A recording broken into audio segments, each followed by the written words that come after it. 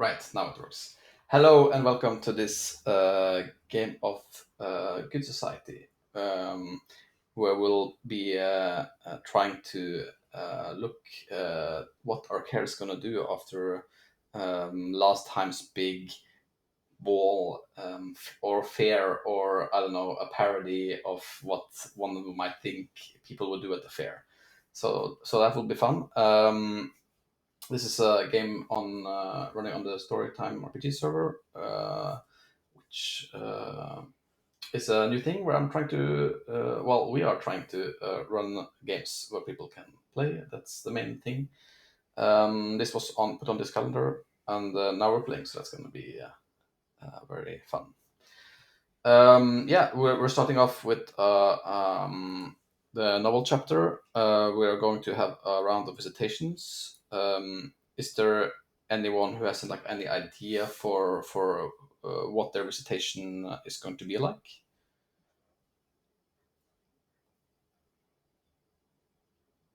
So is this just PCs, or are our other our supporting characters that we're playing, can they like initiate a visitation as well? How does that work? That's a good question. I'm pretty sure that it can be both. So if you want to do a visitation scene with a supporting character, that's something you definitely can do.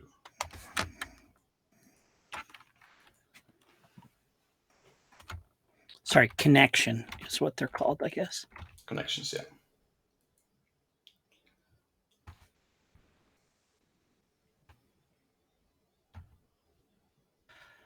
Well, yeah. I'll propose one. We've got our new vicar here, Mm-hmm. and I think he's got to go visit Madeline. Nice. Is it at Madeleine's estate? Oh yeah, absolutely. Yeah, I think so. What does the estate of the Toriana look like, Ludo? I would say it is an old abbey that has been recuperated in as a manor, and it has a small private garden, but most of it around it's a hillside full of vineyards, uh, which is mostly for show.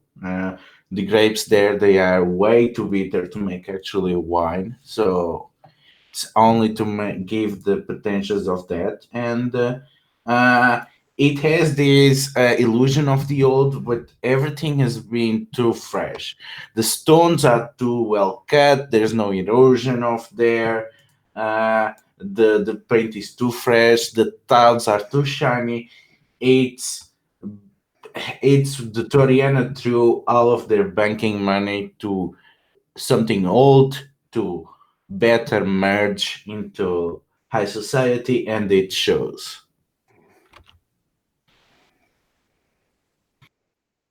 So where do you receive visitors? So, because this is based on the structure of the abbey, before you enter into the manor proper, there is this courtyard, again, where there is this private garden, and it has stone mosaiced benches around the central well. And even if the well has been dried for centuries now, it is well decorated, and it is kind of where the space where you serve small events, or you serve tea. And this is usually the first place that anyone entering the house sees, and it's usually where we receive them, even if it's not exactly private, because from the dining and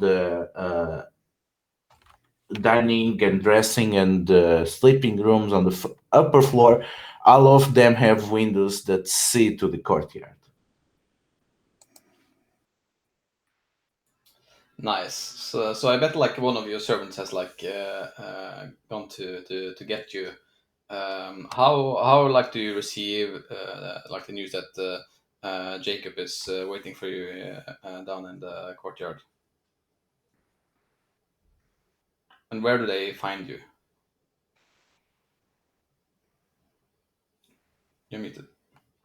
I think we see Jacob way before they arrive properly, and I kinda let him wait on the courtyard, letting him uh, spend a bit of time alone on the courtyard to see if he's actually serious about this visit. And like 20 minutes or half an hour later, I'll actually receive him. No, just telling the servants, to give him refreshments and something to dust off from the road, but let him in taking his time. And then I gonna join him, coming from what seems directly from the rooms, uh, carrying in my hand a book. Um, yeah, and I think that one of the things about Jacob is that thing about like loving the sound of his own voice. Like he loves the sound of his own voice is the only thing he loves more than the works of the Lord or whatever. Doing the works of the Lord is that um like if you leave him alone for half an hour, he'll just start like reciting psalms or Shakespeare sonnets or verses from Milton or something like that, and like be perfectly happy and content. Like he is. Like there's some religious people who I have met in my life who are so utterly serene and like comfortable, like just in their own company, just because of the way their minds work and the way they approach social stuff. And I think that like for all of the things about him that might be annoying or infuriating or that he might not be good at, like being left alone to cool his jets, he's been to seminary, he's learned techniques for all this kind of stuff and everything. And so leaving him by himself, he's like he is not someone that would be like upset or vexed if he arrives and has to wait half an hour and you show up. So I think when you arrive, he has his little pocket Bible, right? That he's got open and he's just flipping through it. And he's kind of like sotto voce, just kind of under his breath, reading aloud from some psalm or something like that, kind of like to practice for a sermon when you come walking in. Ah, Madeline, I see that you have I see that you've completed the Milton, I say, pointing to the whatever your copy of Paradise Found that you're holding. Oh, you saw it, and uh, she openly pulls out the copy of Paradise that was poking out of the ledger, and I say, "Well, you know how it is. They have been insisting that I get an eye on the current baking stuff and whatever is going on, but yeah, I could not stay away from Milton for long." Did you find it I hope you found it as rewarding as I did. Well, I don't know. It's a bit weird. It is quite fascinating. His insights into the connection between the mortal and the divine are certainly unique. Not the sort of thing that could have been published in another country at that time, certainly.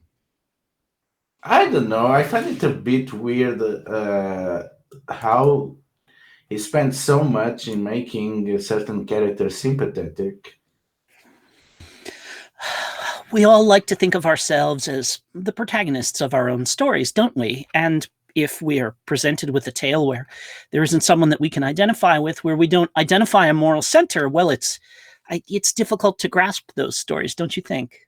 Yeah, but why making the Morning Star the moral center? That's a curious choice.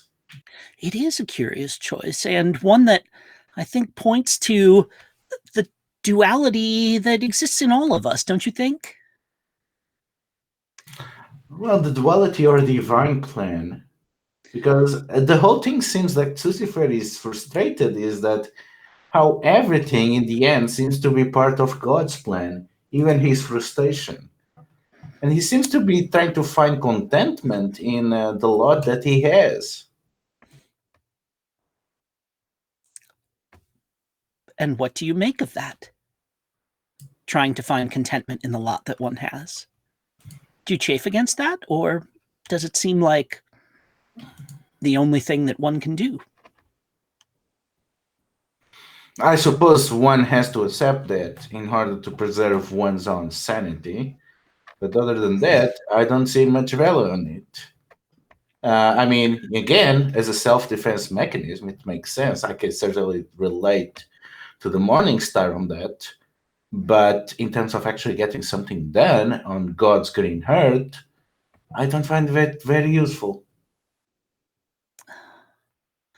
I had not considered that, and you've given me a lot to think about.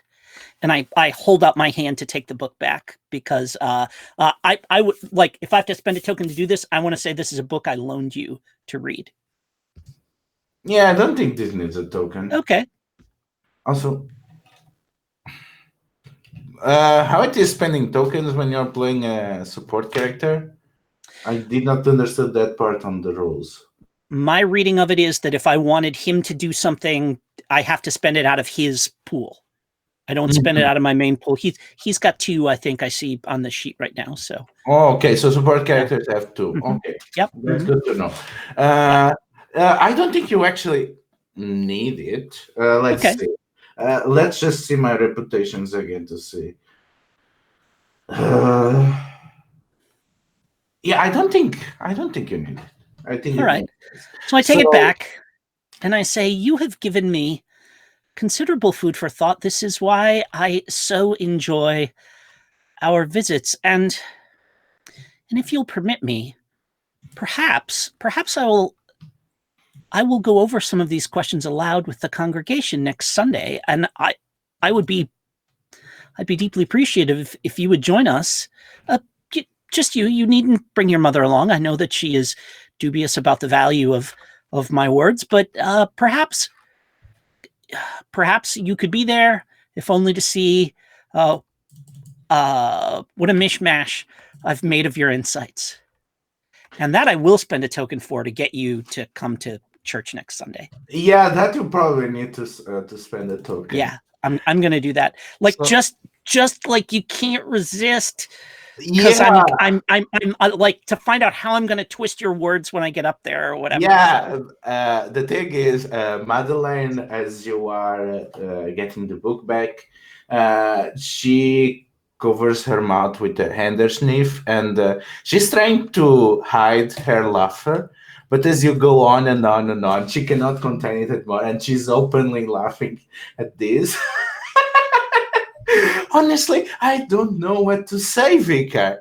First of all, I have serious doubts that you yourself have not contemplated such matters in much more detail than little me, uneducated in such theological matters when we're old. But the fact that you believe that my mother will avoid going there, knowing that I will go to your church, that is the most amazing thing of all. I will definitely not miss that for any other reason in the world. Well, then, I look forward to seeing you there on Sunday. Thank you.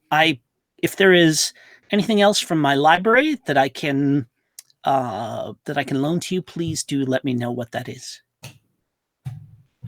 You are one of the few people that I trust with these volumes. They're very precious to me.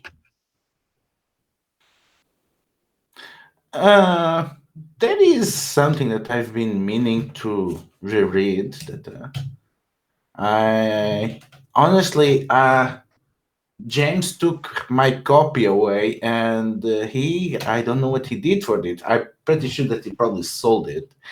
But I miss it because honestly, the English translation is atrocious.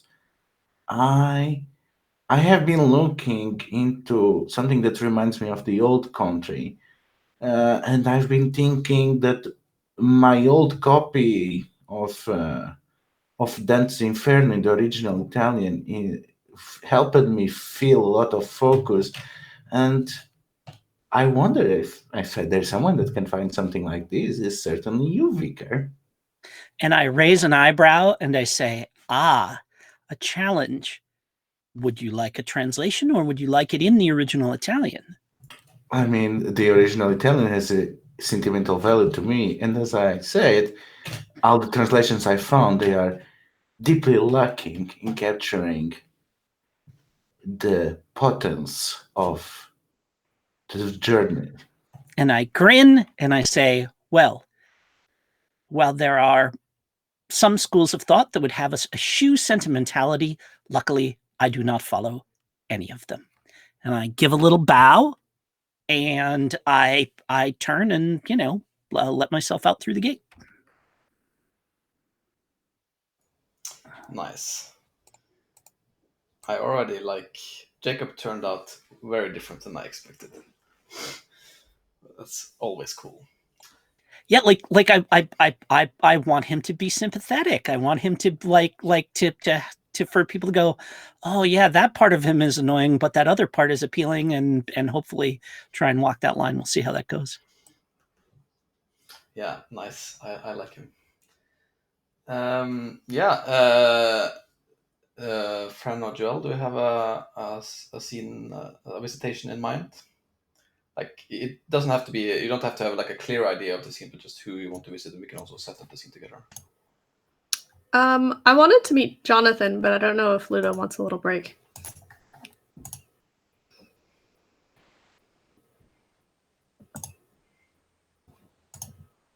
Have a different scene in between. Yeah, if possible, unless Sure. drawing blanks. Fran, do you have an idea for a visitation? Well, actually, I was thinking to introduce another connection, maybe. Yeah. With a family member, because I feel like I only have like superficial connections, and it would be interesting to explore like the family dynamics of Julia. What kind of family member are you looking for here? So I was thinking about either probably an uncle, which I really respect and really look up to, and I think he's probably the only person who doesn't uh, judge me for my foolish so-called foolish actions, and a bit like um, my quirkiness, but he really understands me, and it's a person I can trust, and he's kind of a friend, and he's probably like a young uncle, might be a bachelor. Yeah, so we could find a card maybe for him, but if there's no card, it's fine as well. And his name would probably be something like Swedish-ish, like Magnus or something like that. What kind of person do you think that would command like respect with Julia? Is it like because they're like, what kind of quality do you think that would be? Like, is it just someone who has like authority, or is it someone who is approachable? Yeah, it's mostly like someone who is approachable, who Julia can really talk to, in a in a calm way, because I think that she as a child she didn't really have a close contact to her family. They were really strict and stiff, like most of the Swedish noble families. So yeah, it's someone that is kind of chill. Nice. I have a card that perfectly fits my image of what a stereotype Swede character would be. A bit of a dandy. For anyone watching, I'm a Norwegian, so I am allowed to have. This is like this is the thing you do if you're Norwegian. You have you talk shit about Swedes. So gentleman of leisure, a bit of a dandy. Yeah. Quick, witted, romantic, amiable, and flippant. Dressed only in the latest style. Seems like it could be named Magnus rather than Dennis. Okay. Cool. Is this at your house? Yes. It's most likely, yes, it's at my house, and I think it's breakfast time. So the servants have probably just made scones, and and the table is filled with all kind of sweets and bakery stuff that were just baked. Mm-hmm. Is he here for like a visit, or is it like does he live here? No, he's here for a visit. He came for a breakfast. Because I think he wanted to tell me something, Mm-hmm. and that's why he visited. Well, that's a good cool. Madeleine gets that point because that's a good question. So I'm gonna just like rewind a little bit on that, just to because we talked a little bit last time about us wanting to be a bit more clear about how these tokens work.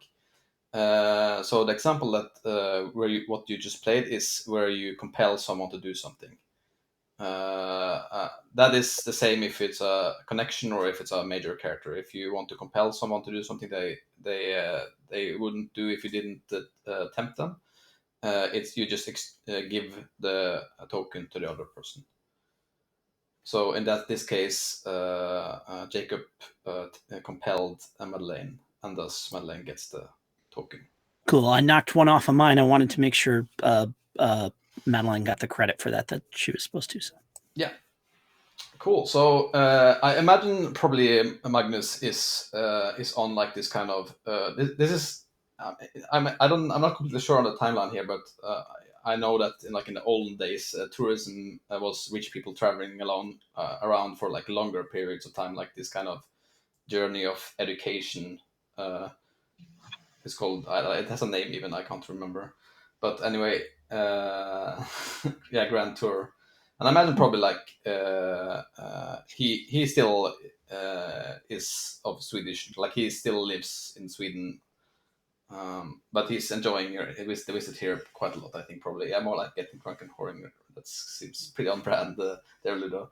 So I imagine like he's been maybe hanging around here a bit longer than one would think would be appropriate.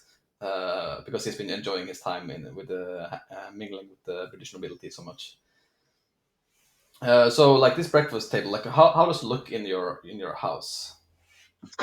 I think well, we are in the breakfast is served in a big dining room. So it's probably there's a lot of white. Most of the things you see, they try to replicate white marble, but it's a mostly wood that is painted. But there's also all the nerves of a marble. It's really it's really kitsch. I think you say that like that. And there's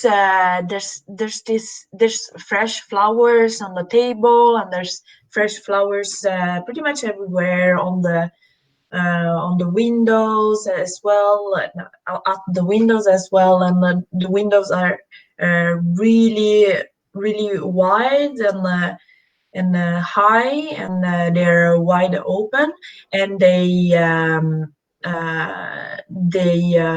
open on a big terrace with the terrace has actually, the floor is in actual marble, and there's like a sort of chess. How do you say, where there's the squares, they're black and white, like in a chess? Like a checkerboard.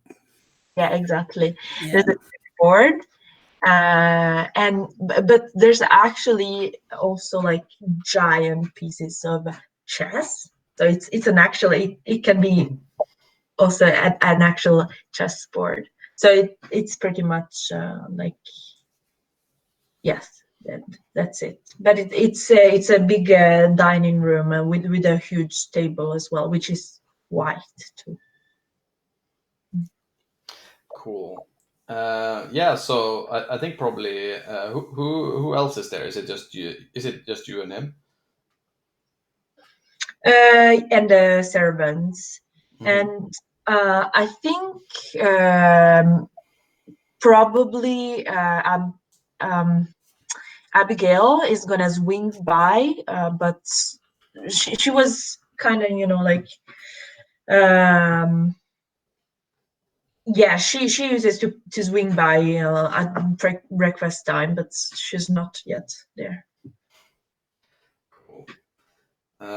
Yeah, so I think probably I imagine like the scene is like you're like on the opposite ends of like a table, and there's a lot of like food, and I think probably he arrives a little too late. Like the tea is already served. This is probably normal, so the cup of tea is already like there. The servers didn't bother to wait for him because he's always late. And he comes into the room and is just, you're already up. Oh, Uncle, welcome once again. Please take a seat. Of course, I'm up. I think he's probably already on the way in the chair. Thank you. How gracious of you. That's there's your favorite scones with rhubarb jam. I think he like cocks his face and looks over to you. Is this something you want? I sense, or why do you bribe me with such finery? I mean, it's always a pleasure to see you, and we apparently have so much to discuss. There's normally it's always me who has something to say, and now it's the other way around. So I'm really curious to hear what you have to say, Uncle. What do you mean? What I have to? And I think like I'm gonna like here and say that if you want him to say something, you may compel him. Okay. So I think he's like, oh, what do you mean? What I have to say, and like grins and like takes a bite of the scones. I think so he he is probably he's living in Sweden, and he just came back from this grand tour, and I think I would like that him to say that he's gonna move here and to our house, probably, because now he's done his like a youngster days, and he's done all the experiences that a young person have to do. as a tourist and as an explorer of the world. And now he's finally 33, and he has to think about finding a woman, a good wife, and he thinks that here he is gonna find a wife, the perfect wife, actually. Yeah, sure. I'll take that.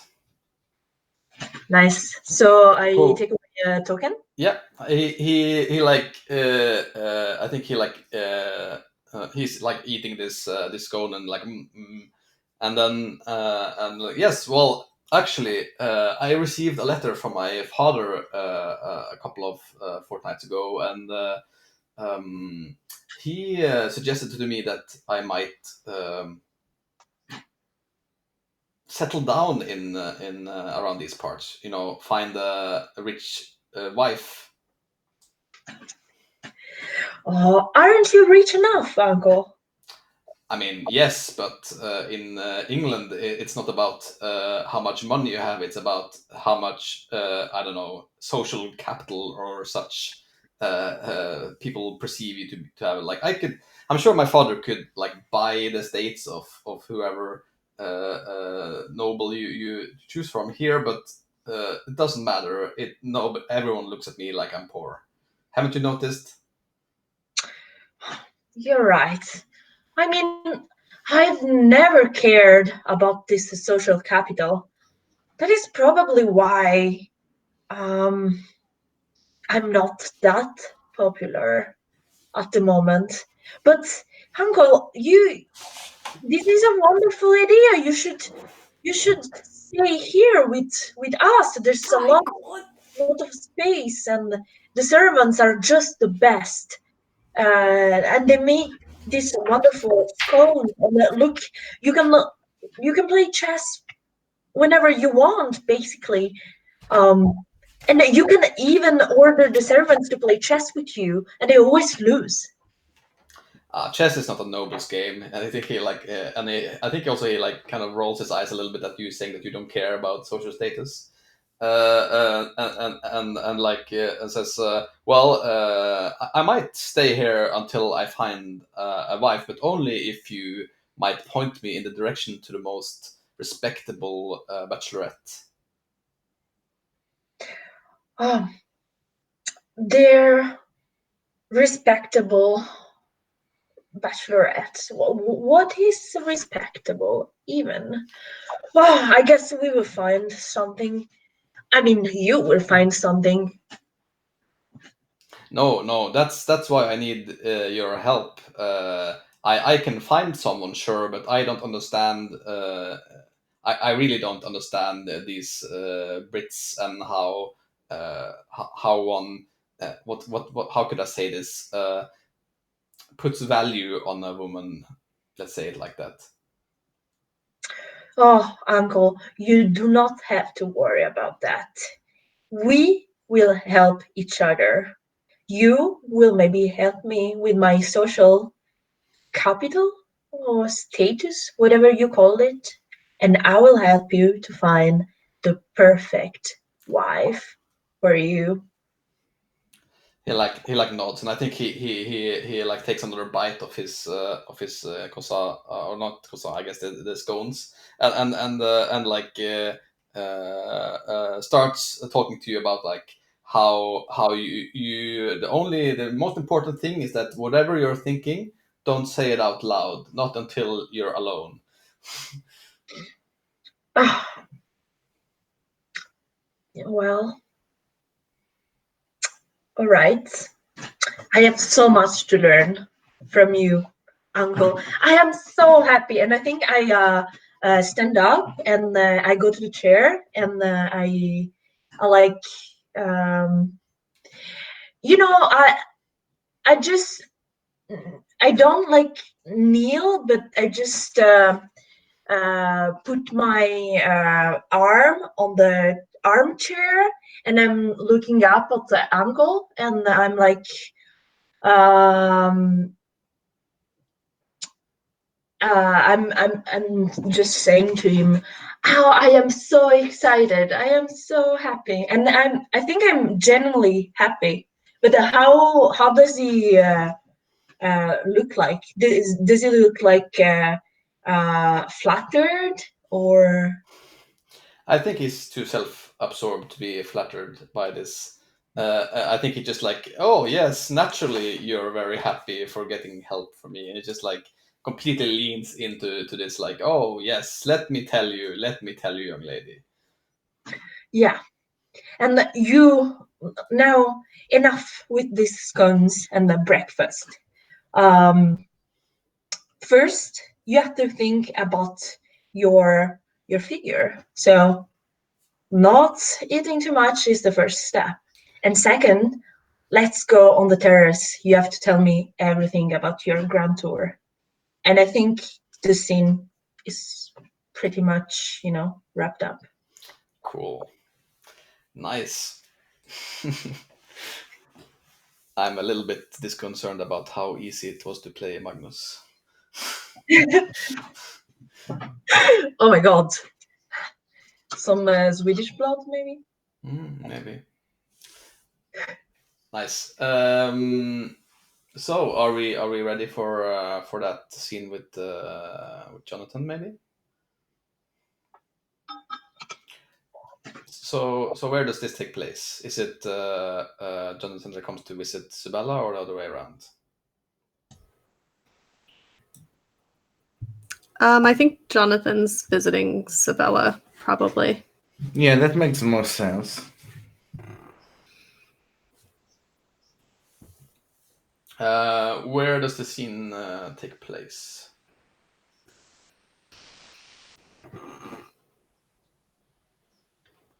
I think it's probably like right in the front room of their manor house because Sabella would have come down to like meet him, Cool. especially if he's been gone for a while. Yeah, nice. You can. Would you? So what does that room look like? I think it's probably was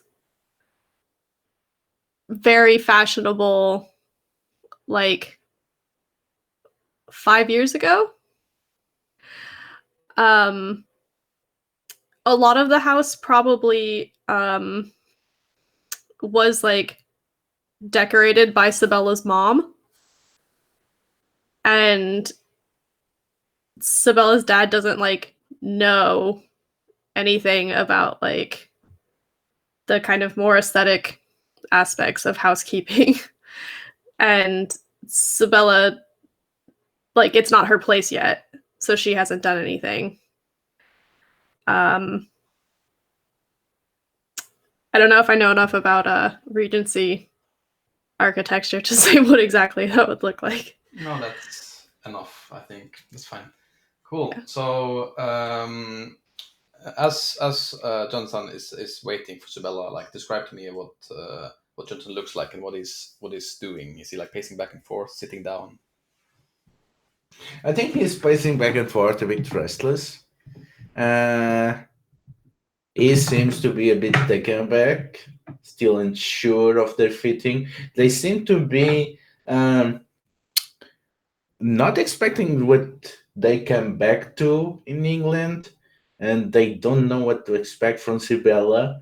I mean, they've been courteous enough on letters recently, but they are not sure how their friendship remains because he gets the feeling that maybe he changed it too much, and Sibella did not. So they are a bit disarmed, and the usually composed officer is just cut off of their footing. And even the familiar houses of the Carrington, they seem even more disconcerting, especially because of how little they changed in the last years.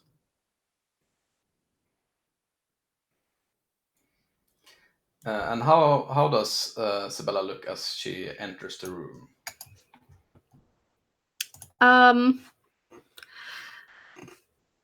Sabella, I think, is probably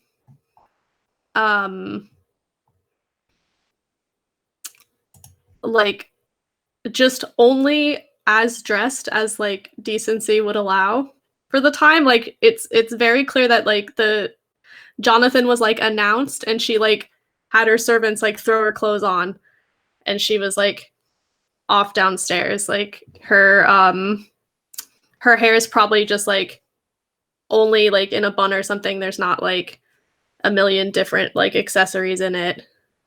And she's wearing like one of the like high-waisted like Grecian style gowns and not like a hoop or anything like that. So she's like pretty excited to run down the stairs and see her old friend. Nice. How do you greet each other? Jonathan turns and he seems completely surprised at Sibella, and he just smiles, radiant. My God, Sibella, you look fantastic. Look at you. You look a Carrington. I'm afraid that doesn't mean as much as it used to, but thank you, my friend. Well, you look as powerful as your ancestors on the family portraits.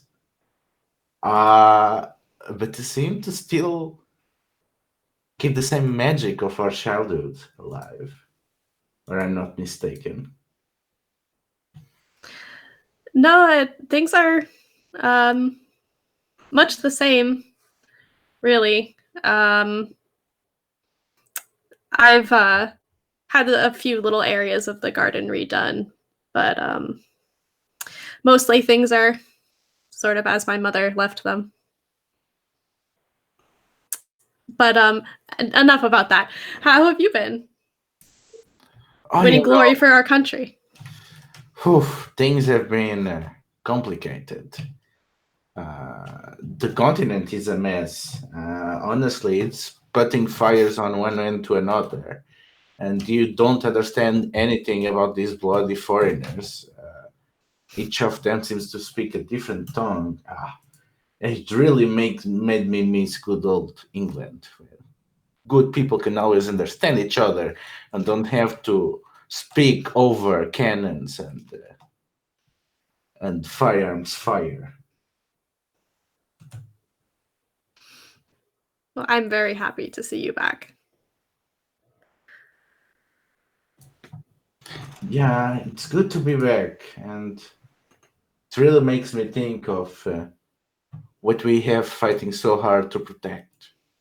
It's good to see that the sun still caresses the flowers of England, and they bloom as graceful as ever. Makes me want to run through the fields again and never have to think about war.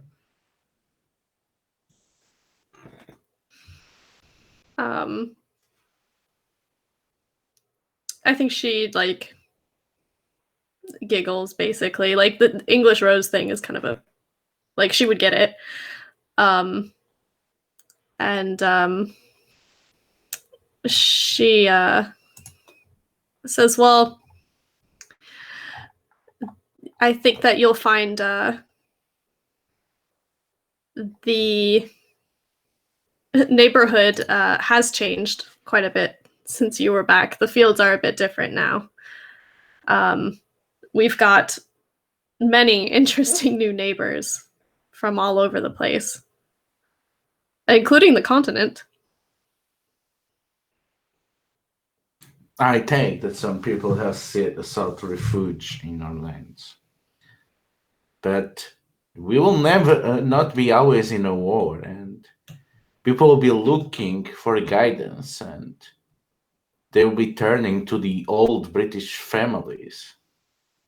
I think there can be a use for it, Carrington. on the continent on species offered. Someone has to handle diplomacy.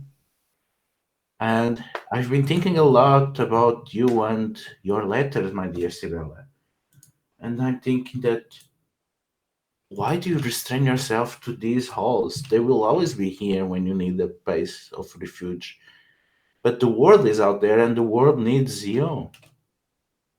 You here, you will be only just one in the line of Carrington, but outside, you can make history.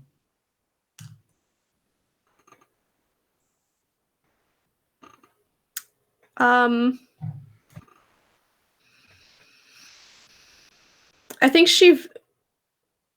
she frowns, and I think her natural inclination will be to not kind of say what she's thinking here. So, do you want to try and like compel her, or should Yeah, I defer? I'm gonna spend the resolve to plant the seed of an idea that maybe there is more to Sibella's life than what the Carrington name can afford, and that maybe she can do something that she will be remembered as Sibella Carrington instead of Lady Carrington.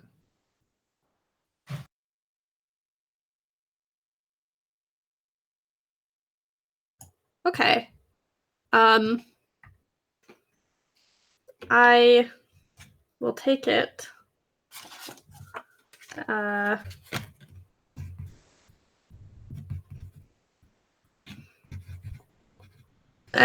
for now, I think she kind of sighs and says, that does have a certain romance to it, I'll admit. But it's not true that these halls would always be here for me. You don't know because you've been gone, but the manor across the way was sold. That family is, who knows, living some poor lifestyle in like near the Thames now or something. And one of those new families from the continent have moved in. If I go, everything might go with me. Well, my dear Sibella, the thing is, a lot of these people here, they cling to their old names, their old glories, and they forget that to defend their homes, you don't defend barricading yourself on dusty floors and going through old tomes of lineage. You have to live the night lives of your ancestors. If you want to protect your house, if you feel it threatened, there's even more reason to come out in the front. I mean, whoever is there once the dust settles will be carving out more than Europe. They will be carving out the world. And you can be there. And if you are there, saving your old family state is nothing compared to rewriting the borders of Europe's nation states. You're going to be making kings and queens in Italy and Spain to replace whatever minions of Napoleon have. What is that compared to getting your house back in its glory? That's more proactive than just, laying here and waiting that good fortunes will preserve you.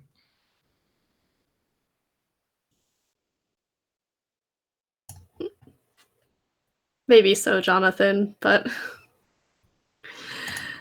I don't know. Sometimes I think you think that my father had a son instead of a daughter. I'm not telling you to come to fight, but the world will not fight forever. I'm not telling you to get a commission and go to fight. Uh, as Lady Carrington, you have been educated in caring for the people and understanding and feeling empathy and dealing with the nobility and other good families. Who better to you to negotiate with the Russians and the Austrians once everything is settled? Honestly, you can be a ruler of the courts of Europe, from Prague to Vienna and to Paris. You, as a woman, can yield more power than 10,000 young noble boys in the battlefield. Your words will do more than all the artillery volleys of the emperor.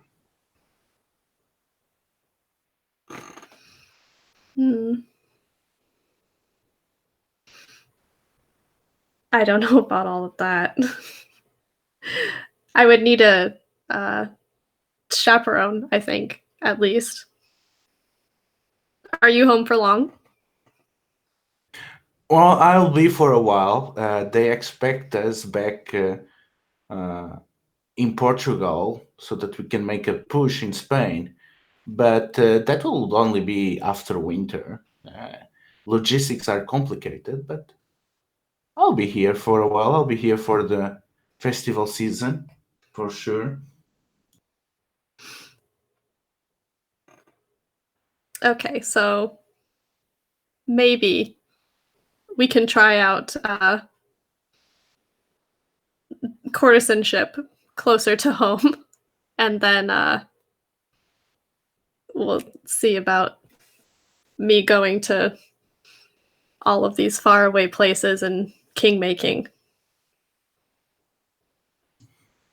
Well, someone will have to do it, and it is not me, and I'll certainly be more hopeful about the future of old England if it was someone like you, my friend.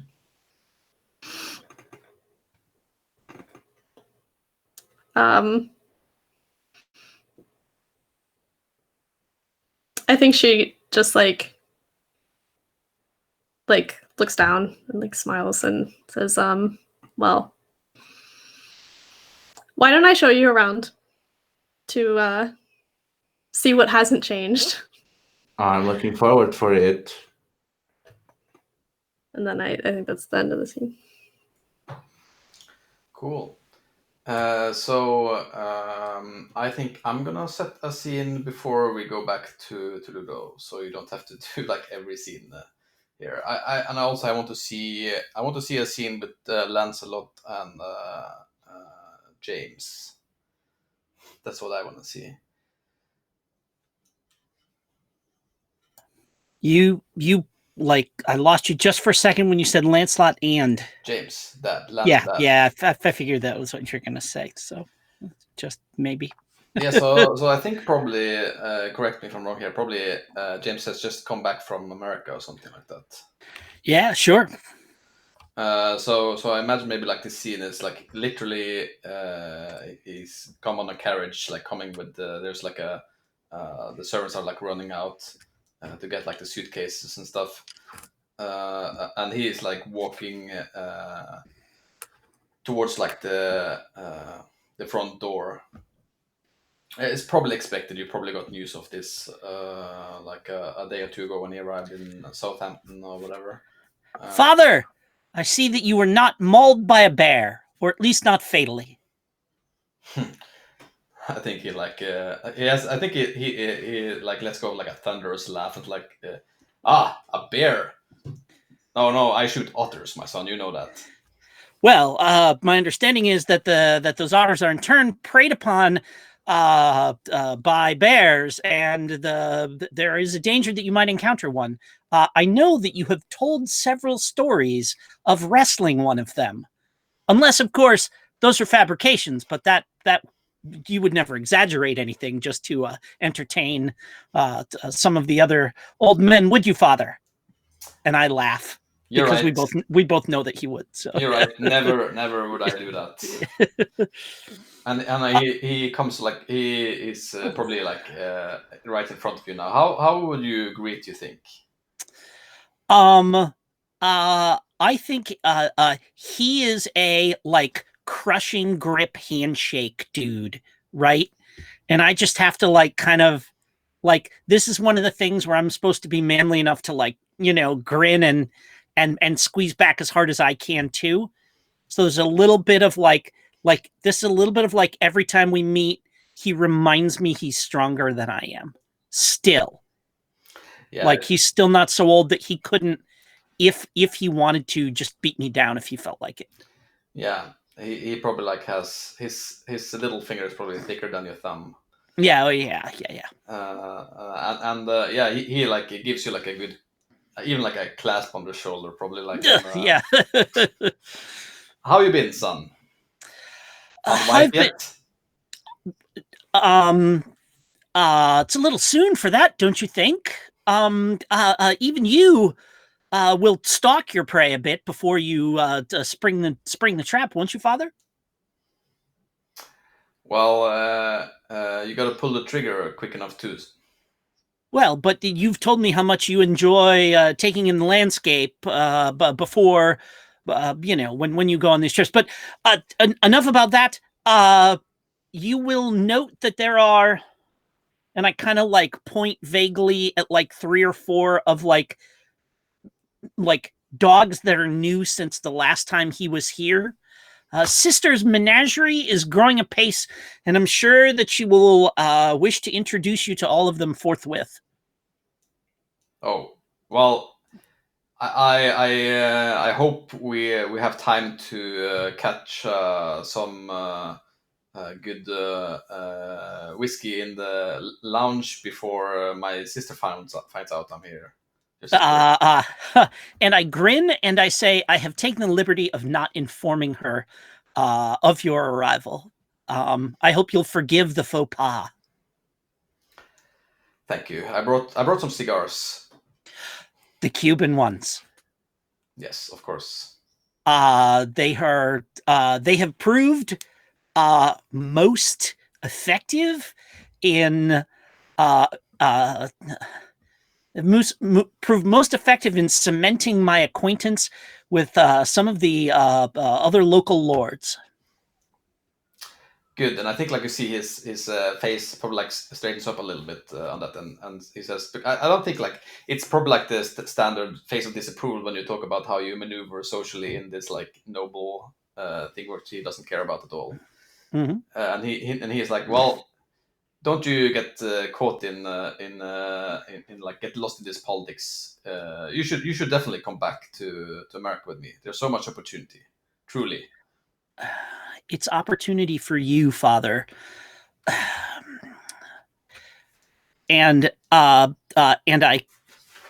like kind of poke him in the chest a little, and I say, those rough and tumble mountain men that you travel with would respect me no more.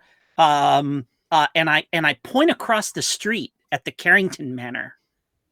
Then Mr. Carrington would care to have them in his company. Yeah, and I think he like smiles and he says, well,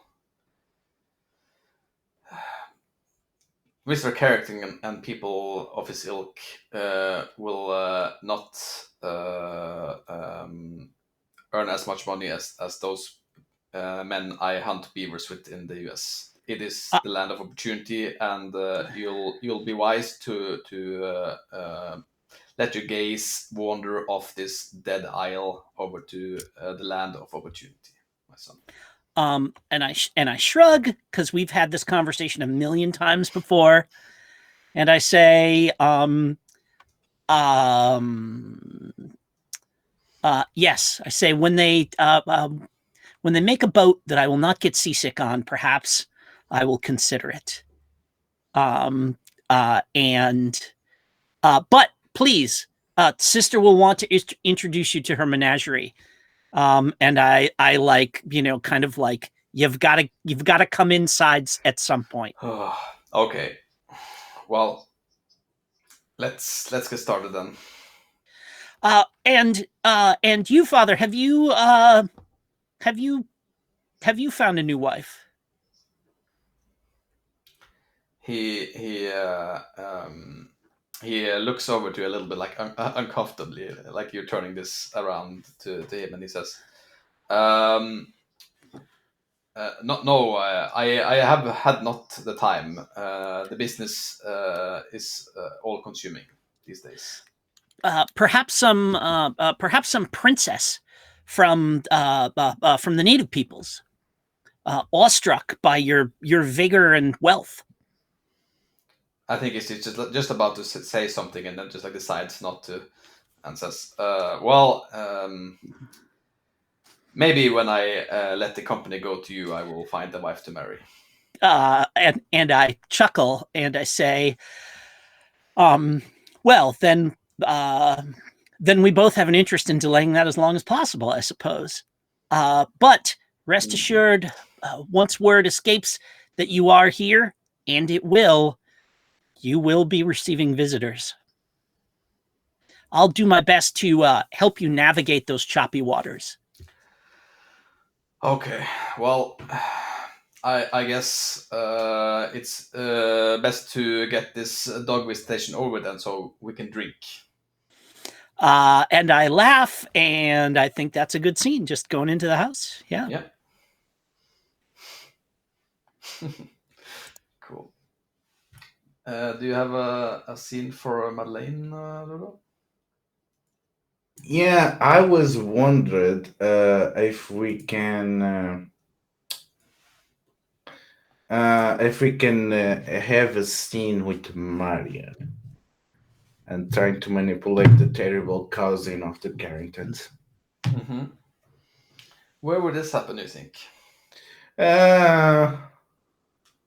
I think it would be on the tea room of the Toriana Manor, in which she is love bombing Marian. So she invited her to go riding together, and after riding she took her to the tea house, and where she's basically been love bombing her to try to get her to talk too much so that she can plot. Mm-hmm. Yeah, and I think probably like the scene starts with Marion with like her teapot. It's like, oh, this ride has been so refreshing, Madeleine, really refreshing. Indeed, I do enjoy days like this, in which we can just enjoy the company of proper people, doing what we should be doing, not running around trying to compete on races of popularity, being confident of who we are and our place in the world and enjoying ourselves into that. She laughs and says, "Oh yes, that's true. I should really do this more often. Meeting with equals." And she like looks over to people of intellect and and she how can I put this delicately, of the sophisticated gender. Let's say it like that. Yes, it's unfortunate that there does not seem to be much of intellect around these parts anymore. Oh no, tell me about it.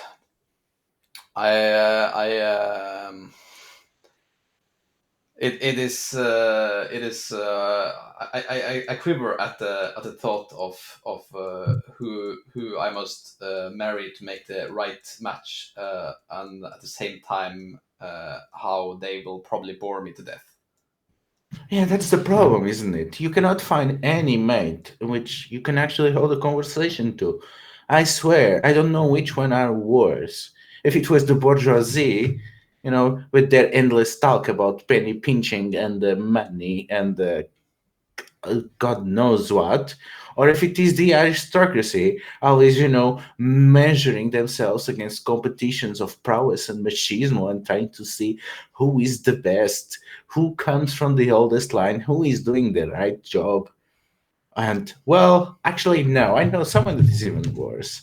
It has to be the military. You don't even know if they are nobles or if they are wealthy.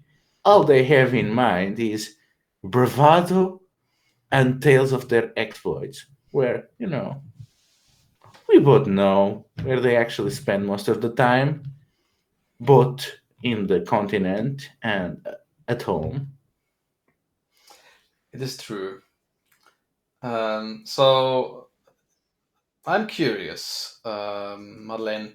Uh, uh, what are you looking for in a match? I will say I would like to have someone that is an intellectual equal. I think that's the most important thing in a match. I think, you don't want to be stuck up for the rest of your life with someone that, that bores you every day. You want to be surprised that you want to do things together. Honestly, can you imagine being married with someone that you don't have little in common? You cannot go with them, enjoy the same activities. They stand out closet most of the time with the boys on their smoking rooms or just go out to the city.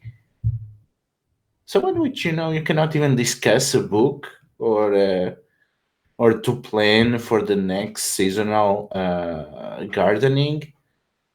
You want someone which shares your interests, but has enough differences that they can teach you about those interests. Keep you being challenged, but also being there for you when you need. Hmm. What an interesting approach. My thoughts have always been to find someone I can control with the right resources. Oh, but the problem with that is that anyone that you are going to control is going to probably not be the most stimulating individual. Cannot you agree? Maybe not, but perhaps I will try to find other ways of stimulating my intellectual needs, maybe through my own means.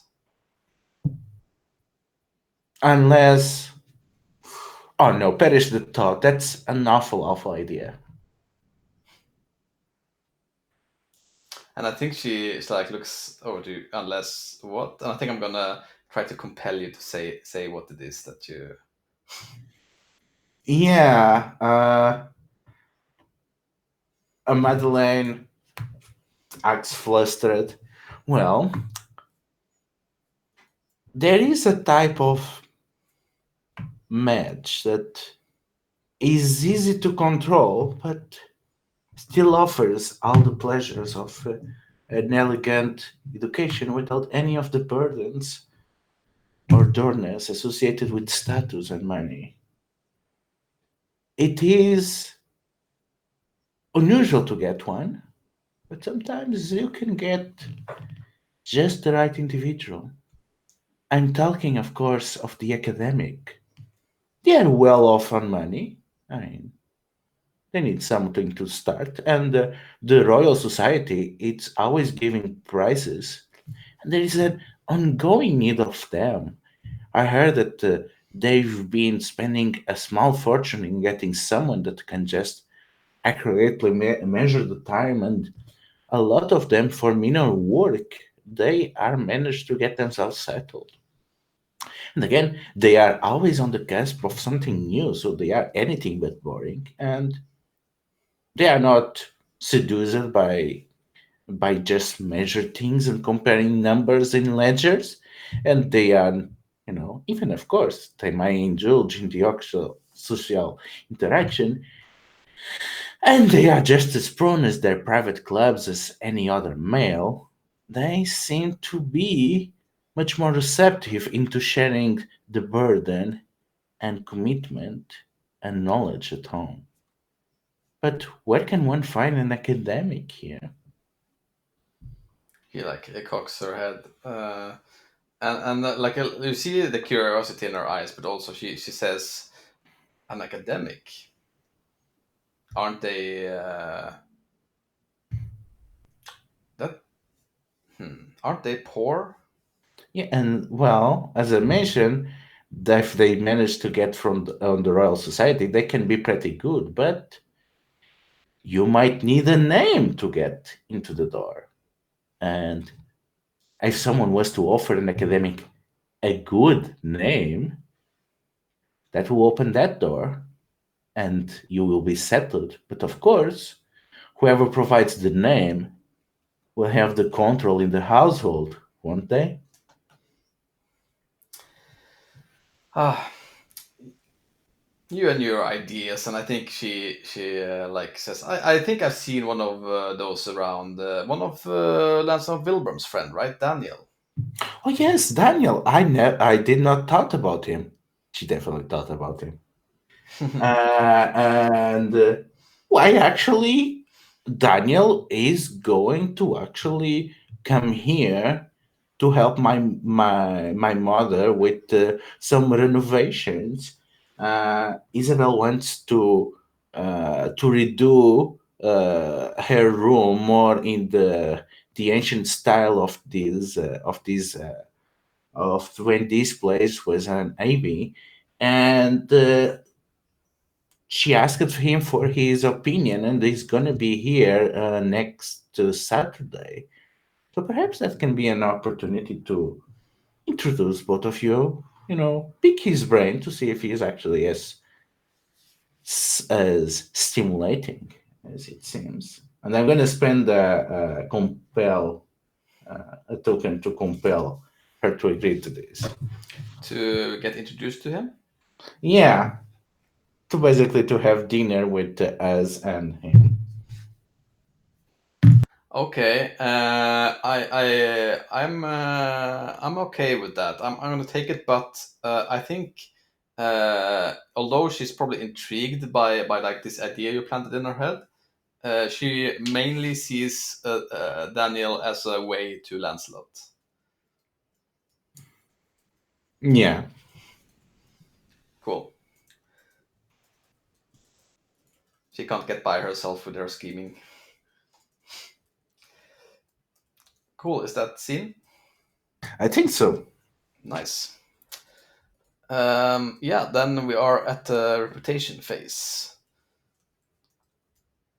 So actually, let's maybe this is a good time for a break. Actually, could be have a 8 minute break and be here at 40. Cool. See you in 8.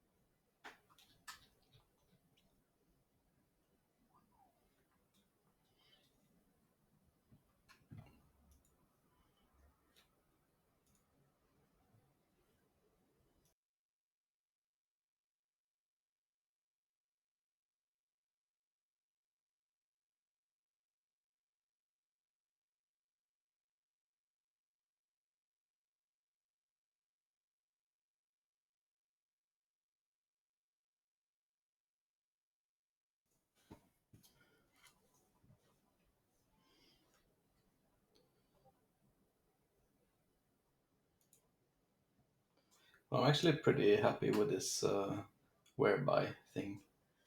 It works kind of well, despite the initial problems of professional recording. I mean, as long as they suddenly don't cut up services unless you get premium, like a certain.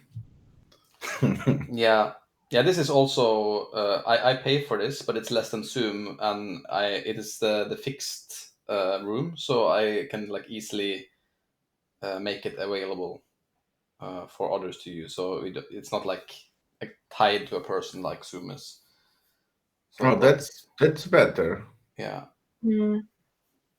So then, if anyone else also wanted to use that and not, they could just use the room. Yeah, I like the background, the fact that there's something visual. Yeah. I feel like it should be like ivy on terraces, or like, like rolling hills with like dotted with a couple of trees and a manor house in the background or something like that. We'll see how I can do to it next time. Yeah, in a good society, far, far I want away. atmosphere. Speaking of atmosphere, what's more atmospheric than looking at our reputations? Nice segue. It was a segue. It was, yes. So, yeah, we are in the reputation phase. We'll have a look at your character's behavior against your reputation criteria. So you can have a look at the background sheets. If you don't have that link, I can send it again, perhaps in the chat. That's always useful.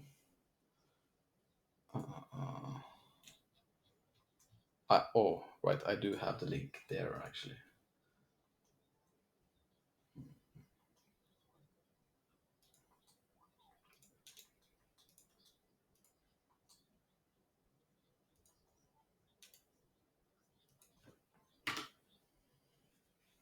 This is the roll sheets, right? Yes. No, not the roll sheets. I think is it? I think it's the background sheets, isn't it? Let's see. I have the book here, so I should. Let's see here. Oh, that's something different then, I guess. Family background sheets. Oh, okay.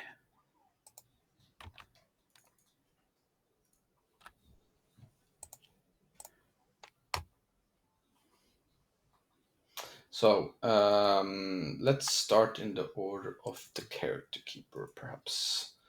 That means Subella. Would like to go first? Yeah. I mean, I'm not really sure if I did any of these. So I don't know if my reputation is going to be changing this time around. No, that's also fine. I mean, Yeah, also more natural for a recitation chapter, probably. Yeah, I think it's kind of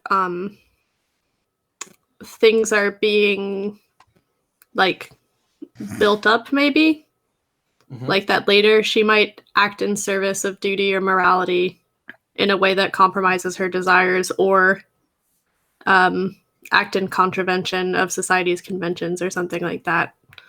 But I don't think that anything kind of Yeah. lasting enough really happened. Sure. Like, yeah.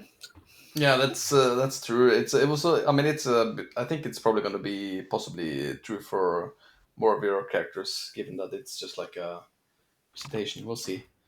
You want to go next, Julia? Yeah, I'm kind of the same boat. The closest that I think might apply is again acted in the service of that your morality in a way that compromises your desires. But I think until we run the scene on with Jacob as a follow up, I don't think this still qualifies. Mm-hmm. And fun with Julia. Same here. Like, Yeah. yeah. And then Lancelot. We established that like my dad like wants to hold off seeing his sister as long as possible, and that I'm in cahoots with helping him do that. That's true. And that seems like that is in contravention of society's conventions where, you know, like your brother returns from abroad and he's the head of the, ostensibly the head of the household and all that kind of stuff. And I am, you know, I'm helping him kind of, you know, fend that off as long as possible. I don't know whether it rises to that level just yet, but like I'm willing to entertain the idea that it does. Cool. Yeah, sure. What kind of tag would you think that would be? Like, I think I want that to be like, something like under his thumb. Mm-hmm. Yeah, cool. I like that. Like if he tells me to do something, even though it's very clearly against the interests of, you know, like it's not a thing you do in polite society, I go along with him Mm-hmm. because I'll knuckle under to him. Yeah, sure. Yeah, I like that. That's definitely something that someone can use against you if you. You think? Cool. Is there anyone who has three? Oh, I guess that's only applicable for you then. That's not since you're the only one who added anything. Do you have three tags of anything now? No, you don't. So then there's no reputation conditions. Cool.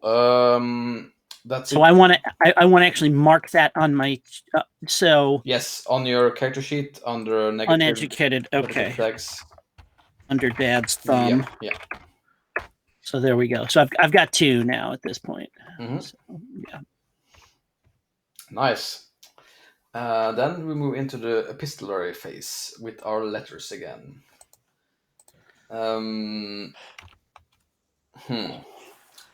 Is there? So I guess we've been setting up quite a bit of things here for possible letters. I would think. Is there anyone who has an idea for who they're going to do letter writing with?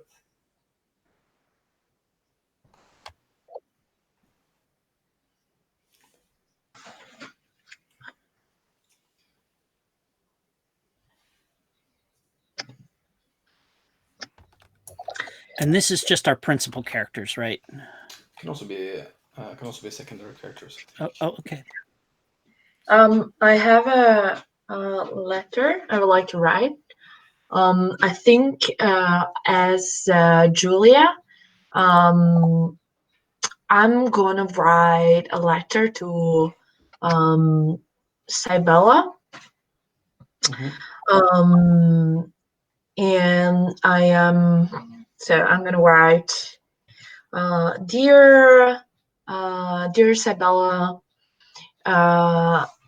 I don't know if it's came to your knowledge, but my dearest uncle Magnus is going to settle in this area. In fact, he's going to be moving into my residence as long as he is going to be acquainted with the area and with the people. He is handsome and a respectable man. And I was wondering if you could perhaps show him around, since I am really busy this week. I hope you are going to be available for this vital task. I wrote to you because you also are one of the most respectable people in this town, and I I'm happy that my uncle could be acquainted with your family. My best regards, Julia Jansen. You may also use tokens in the epistolary chapter. Just saying, if you wanted to make someone do something, compel someone to Really? do something. Yes. Ah, well, yes, I definitely use my token. What do you want to compel Sibella to do? To show Magnus around, and spend time with him.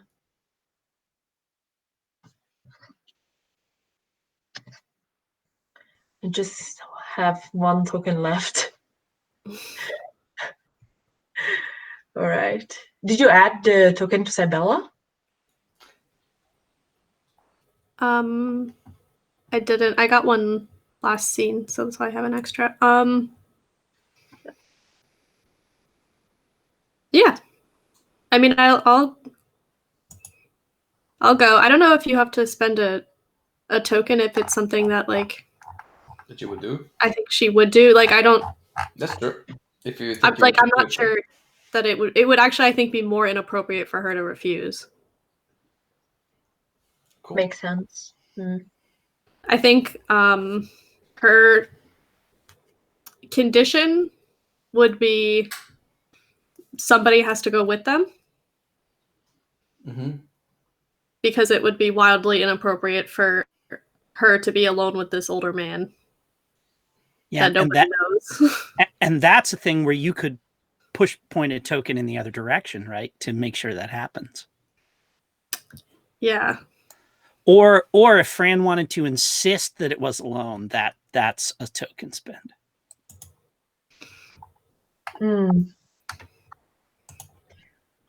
I mean, not really.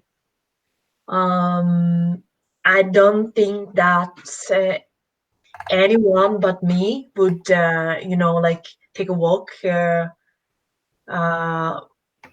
like plan a walk, particularly alone with some stranger man. So I mean, no, I do not spend my token. I mean, there could be, if I spend my token, so like some circumstances would do that they are alone at some point, but Yeah. I mean, but I think your character might like not think that there's anything yeah. weird. So I would offer you a token to make sure that your character at least starts in that scene.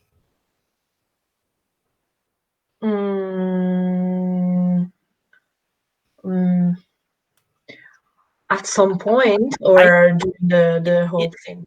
Once we're in it, you can spend tokens to like screw off, go somewhere else, and leave us alone in a park. But like, I don't.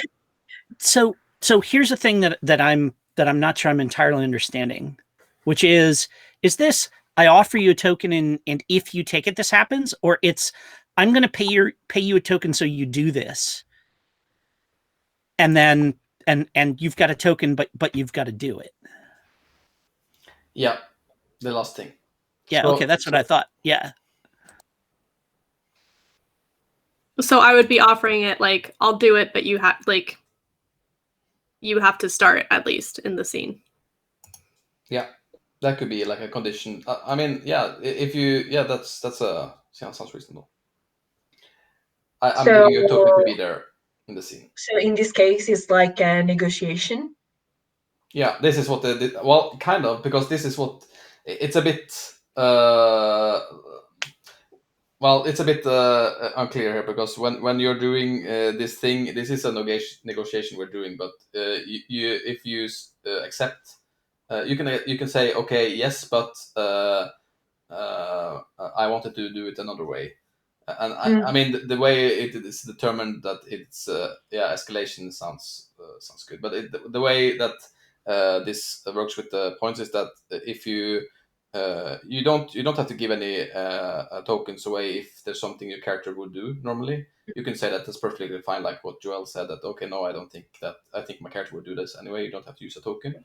But then now you're doing another thing where you're saying, okay, but I want your character to be in this scene because that would be more fun and interesting for me, and maybe my character, and maybe that's not something you want, and then you can give that. It's a new like it's not a continuation of what we did before, but a new offer. Yeah. Well, so for the moment, I just like I take the token, Then and when we will have the scene eventually to leave or whatever it happens, I will spend another token. Yeah. So to try to compel. Yeah. Yeah. Yeah. Cool. That's fine. Nice. Do the rest of you have a letter? Any of you? Oh yeah, I got one. Oh, yeah. Sorry. Go ahead, Joel, please. Oh, I think that Sabella's going to write a letter to Madeline.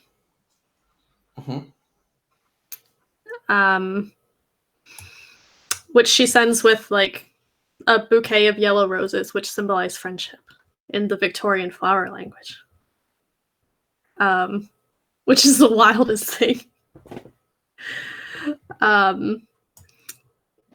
She writes, Dearest Madeline, I have been thinking often of our conversation at the Wilbraham estate and have increasingly come to admire your articulate and delightfully unusual point of view. I consider myself to be well-versed in language and music, but I am afraid that my childhood governesses were far less familiar with literature and philosophy than yours seem to have been. I, due to this circumstance and others, have become more interested in broadening my horizons, and you are simply the most well-read person I know. I was wondering if perhaps you might meet with me to share some reading recommendations and perhaps enlighten me on your experiences as an influential foreign lady in my lovely country.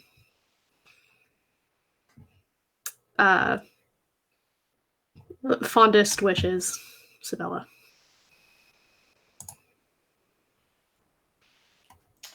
Nice. She's like, I need a smart friend. I don't understand nothing that no one is saying to me. I get to read Milton. The dream. You had a letter to Jim?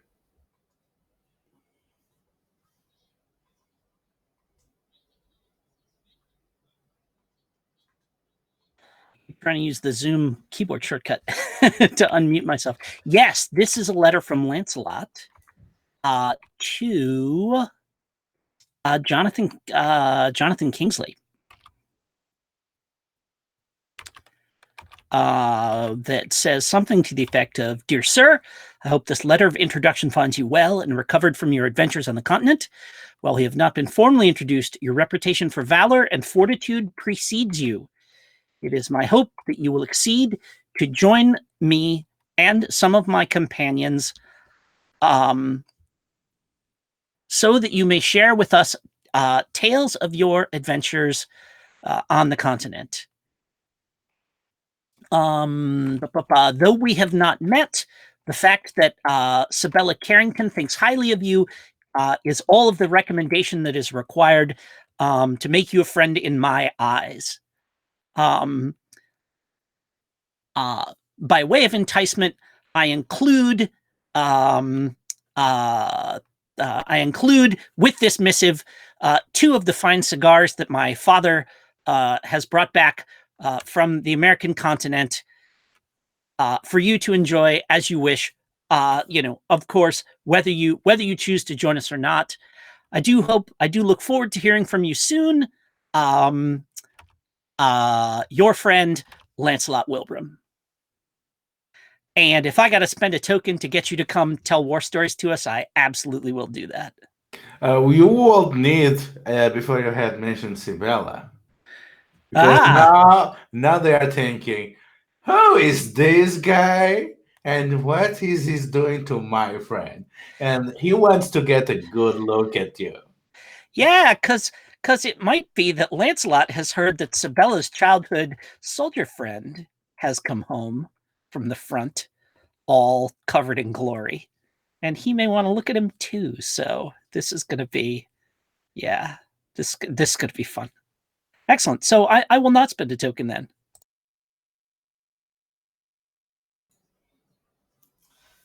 Nice. Do you have a letter, Madeleine? Yes. And Madeleine is going to send a letter to Julia. Dear Julia, I write to you in a moment of doubt and distress. As you might be aware, I've been taking under my responsibilities to mentor Lancelot Wilbram into the intricacies of high society and to broaden his interests beyond the confines of his family affairs. On his eager explorations of what the best the world has to offer, I'm afraid that he might have been subjected to certain influences of the Carrington family. As I myself, I am a good friend of Sibella, which I always held as on high regards. Not every Carrington is like Sibella. As you like me share strong affections for Lancey, I think it falls to us has more aware comrades of his to protect him against any machinations that the Carrington family might have against the Wilbrams. As much as I care for him, I must confess that he is still too young and inexperienced on how deep can the fangs of a country viper go.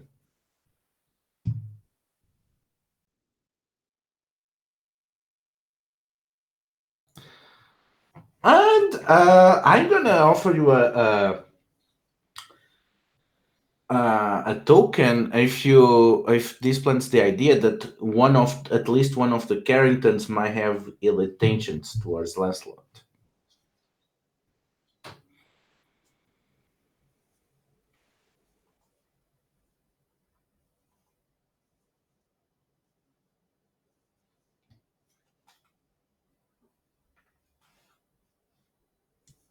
Fran?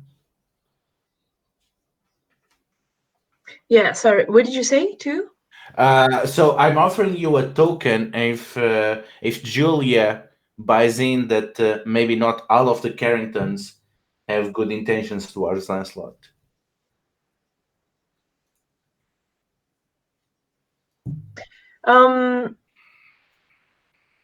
Well,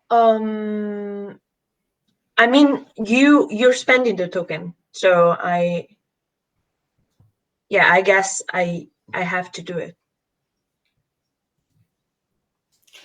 Okay. Or no, I accept. Can I accept or decline? Like, I think you cannot decline. So you can X card it Hmm. because we've established that's like, absolutely, if this is a like, no, that crosses my boundaries for what's going on, you can X card it. But like the mechanics of the game are, there's no way to roll dice, right? To say, I overpower you with my willpower or something like that. Spending the token means that you are compelling another character to do something they wouldn't normally want to do. And we have safety tools to say that's going too far. But like the way the game works is, if you want to compel a major character or connection to do or feel something, you spend a token and that happens, right? Well, Because I see the word compel there. It's not like you can offer. It's not an offer them. It's you spend it to compel them to do that. Well, actually, you can say you can say no to a compel when you use something to make a major character do something. The major character can say, yes, I will do that. Yes, but I will also something else. I want something else. Okay. Or no, I won't do that. So it's good that you said it like that, because now we have cleared that misunderstanding. Okay. But when you're compelling, and also when you're using something to make something negative happen to a major character, you always have the right to negotiate that. Okay. So I was unclear last. I didn't understand what you were asking. So now I do.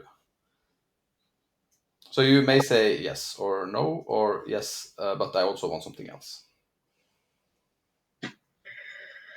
I think I will actually like say no. And what do you think about, like, do you want like to because I just feel like the way that Julia is would not, like, it would not be fair to say yes to accept this. But why do you think Julia should accept the situation?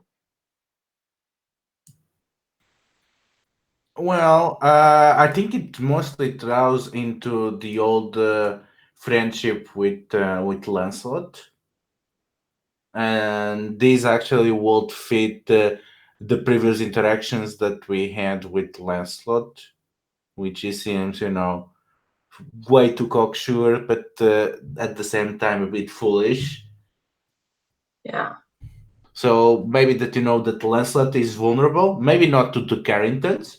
You have no reason. I don't think Julia has any reason to expect anything from the Carringtons. Yeah. She probably can have no problem buying in that Lancelot is vulnerable to plots. Yeah. But wait a second, because Cybella she's supposed to be like sacred fiance with the Lancelot. Well, but that's the thing. Nobody of us knows. All right. Yes. Yeah, the secret has not been breached. Yeah. Okay. That makes sense. Well, one thing you can spend a token for is to have your character learn something that they didn't already know. That's a thing you can also spend a token for them to somehow, through machinations or whatever, have gotten a hold of information that they weren't otherwise privy to. Yeah, but where is the fun on that for secret? So, no, up to you. I'm just putting that out there, that's a thing that you can, like, especially if you have a character who's particularly good at like meddling and finding things out and has a little whisper network or something like that. That's one of the uses of your tokens, is to, garner secrets that your character might not otherwise have been privy to. Yeah, but this one, I'm saving that one for Act 3. Sure. Just I just want to make sure everybody knew that. Yeah.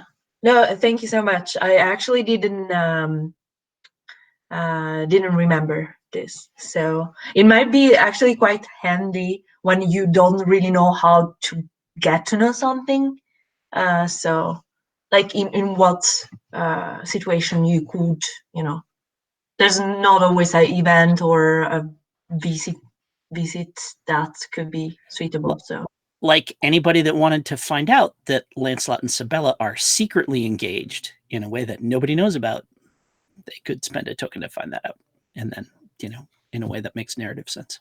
Or because there is an epistolary phase afterwards, maybe to learn the contents of a specific letter. Also true. Yeah.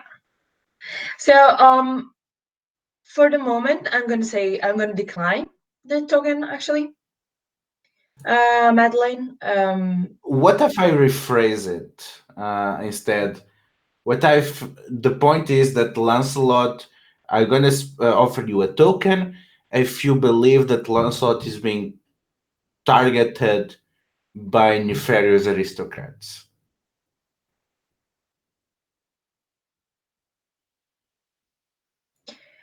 But why would I? So I would care for the sake of the friendship, right? Okay. Well, that's the entire argument, but at least what Madeline believes. But if if that friendship is cold and gone, then yeah, it makes no sense to accept. it actually makes sense to the sake of my desire. Yeah, and also that way it doesn't really. You can do whatever you want with believing that. It's just that it's Julia now would believe that, oh yes, someone might be out to exploit. Someone is out to exploit Lancelot, and then you can act on it however you want. Yeah, and I think it would be like also more interesting the fact that I don't know who his, like, which family is, or who is the person or the people that are doing this. So yes, I'm gonna take the token. And yeah, I'm gonna take the token. Nice. I have a letter here too. It's from Caroline to Sabella. And it goes something like this. Dear Sabella, I must first comment on how wonderful you looked at our garden party. I'm very happy you came. It seemed that you were well liked by my dogs, and thus you must certainly count yourself within my good graces. Maybe you should come over to tea sometime to discuss how you're going to set up this party that I heard that you're going to arrange in the future. Lancelot is very excited about the the big festivities that Grant promised him in the Gentleman's Lounge. You must make sure to get a finger into that before your old father makes a party that will bore us all to death. I will be happy to give you good tips on how to make a successful ball or garden party, whatever you will like. But always make sure that you have enough champagne. That's my number one tip. Uh, um, I think love Caroline. Much love, Caroline.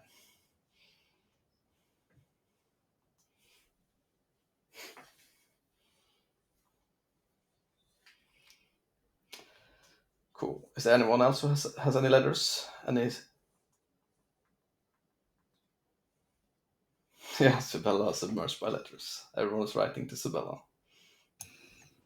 Yeah, I think Sabella's just gonna basically write back to Caroline. Like, I think she sees a chance to like get in good with like his sister, and is like, yes.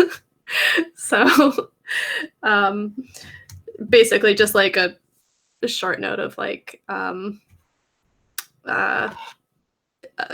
course, I enjoyed your party so much. I would love to hear any tips that you may have to offer me on entertaining over tea.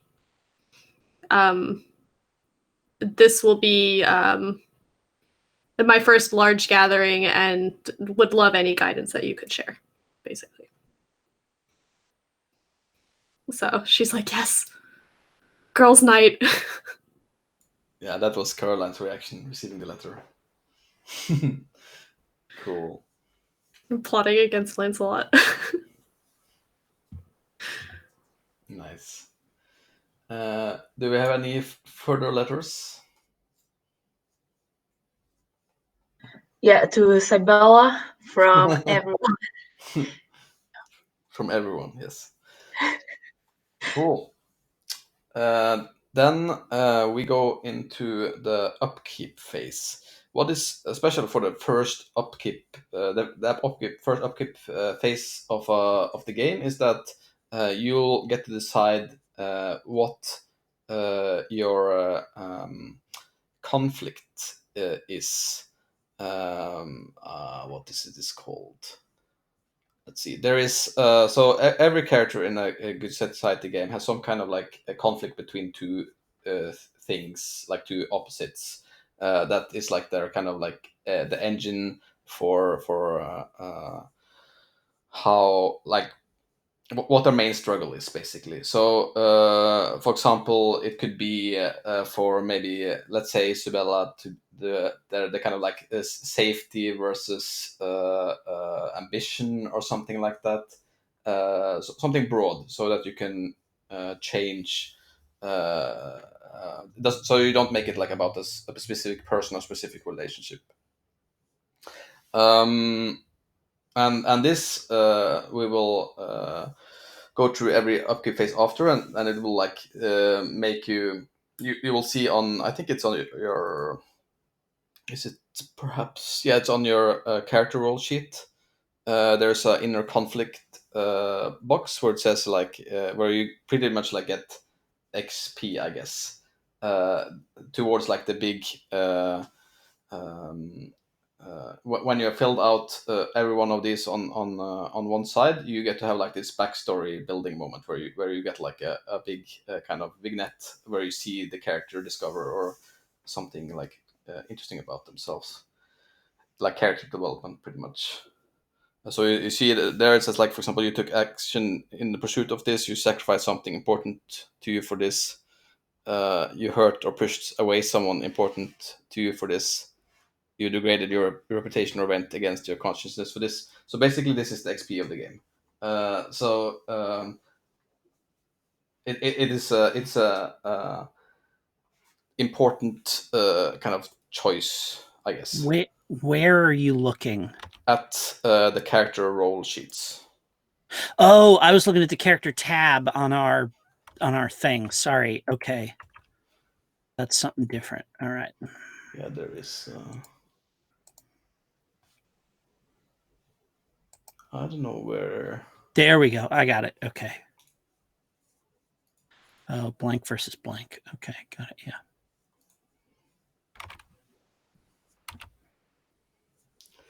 So let's see if I can also find this in the book, so I can give you some.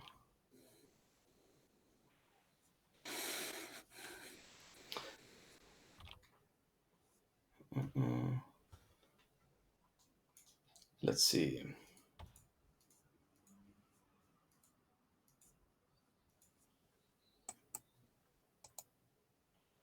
Here on page 98, it's about so for example, examples of inner conflicts here is love versus wealth, family versus independence, acceptance versus revenge.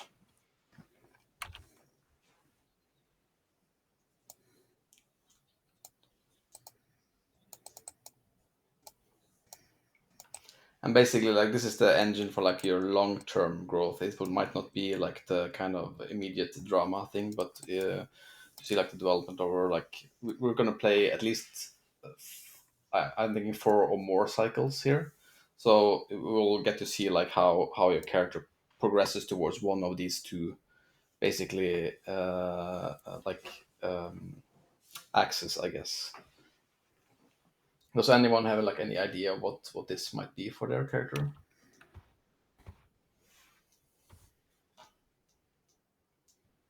Basically, like, I would say that, so to create an inner conflict, think of like what two pressures weigh on mostly strongly on your character. What has them torn? Um, For Lancelot, it's history versus progress. nice. Tell me a little bit about that. Is that like, I want to hear a little bit like what you're thinking about what that means for Lancelot. I am like, I am caught in a situation where all of our wealth and and all of the things we have are like bought by progress. I'll put it in quotes for Ludo, progress.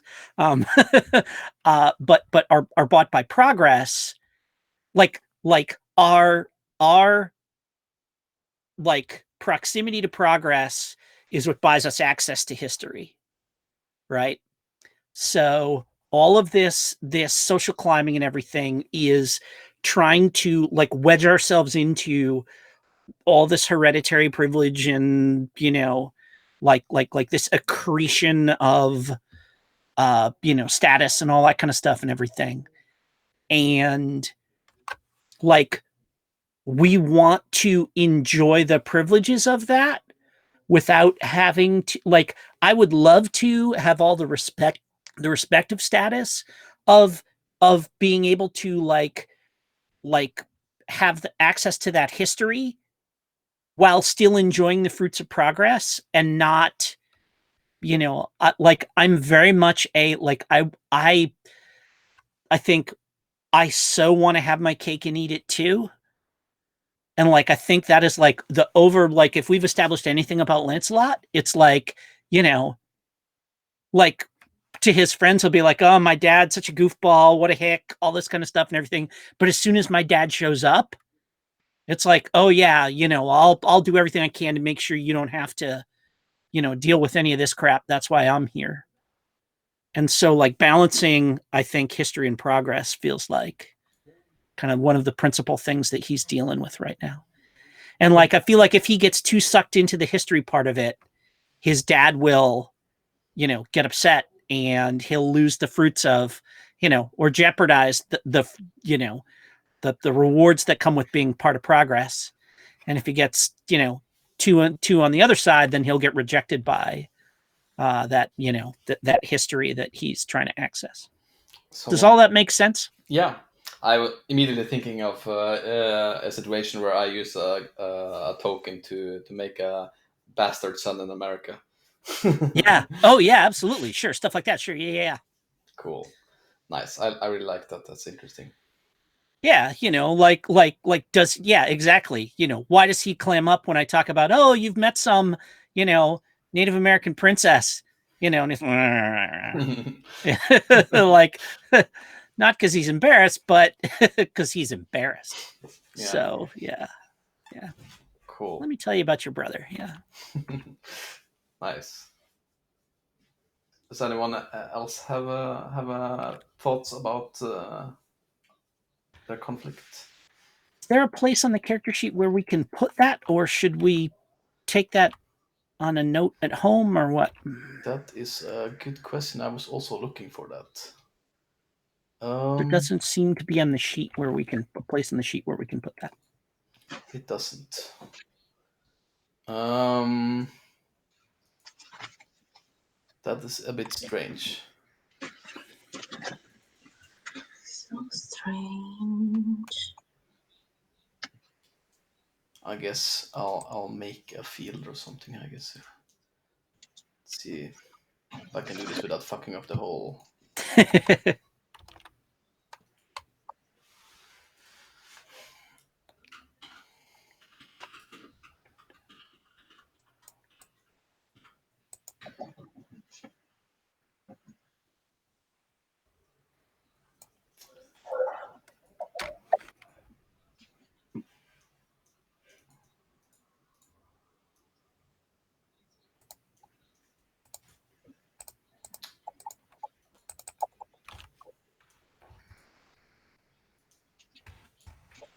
Does anyone else have thoughts about their inner conflicts? Yeah, I do. Yeah. I was thinking about family versus friendship. So well, especially after Luda's contribution. Thank you so much, actually. Um, because I think the conflict right now of Julia is between the fact that she kind of wants to restore her family status, and especially now that Uncle Magnus came back, and there's the possibility that he finds a wife and he finds a rich wife with a high status, especially in the Carrington family. There is, I mean, there's a good opportunity for status and to restore the reputation of Julia as well. But on the other hand, there's friendship that even if it's of course old friendship, Julia still tries to like uh, to restore it in a way.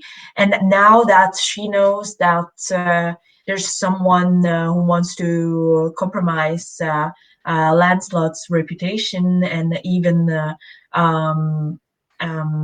like fortune, I guess. There's this will to alert Lancelot and to stay, like to act in a friendly way and in a correct way for the sake of the friendship that they had during the childhood. So that would be it. Mm-hmm.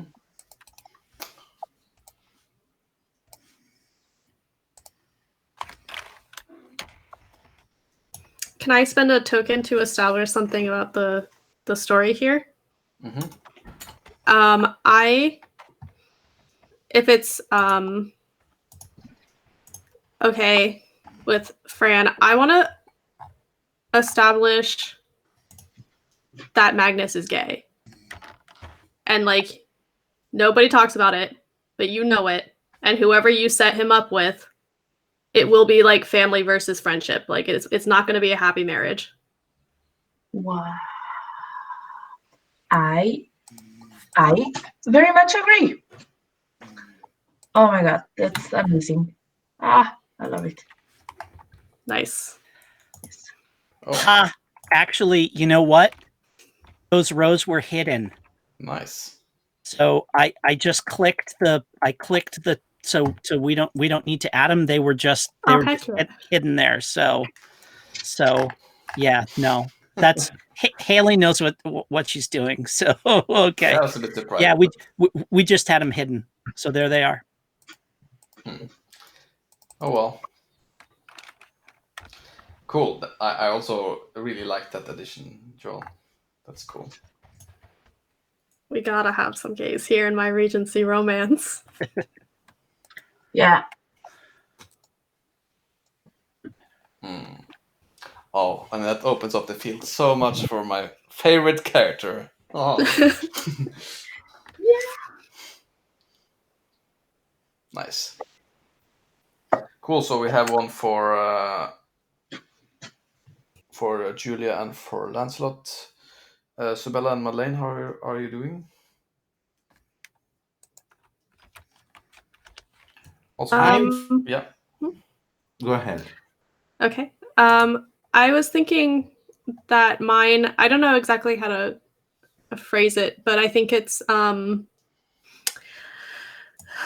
like rigidity versus change, basically. Like, I think Sabella has a very clear plan of what her life is going to be.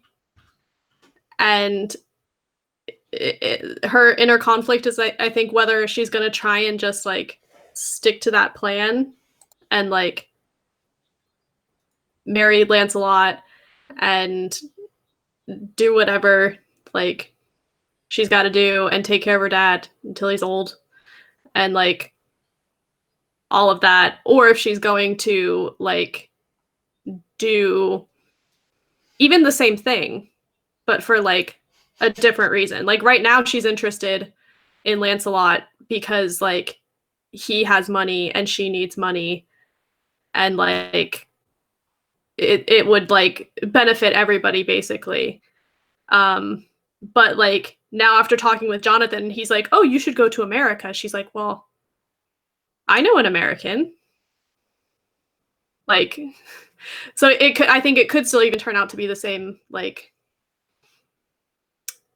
uh situation, but it's like would she now go after him like because he's like fun to be around and can take her to like this new land of opportunity and stuff like that.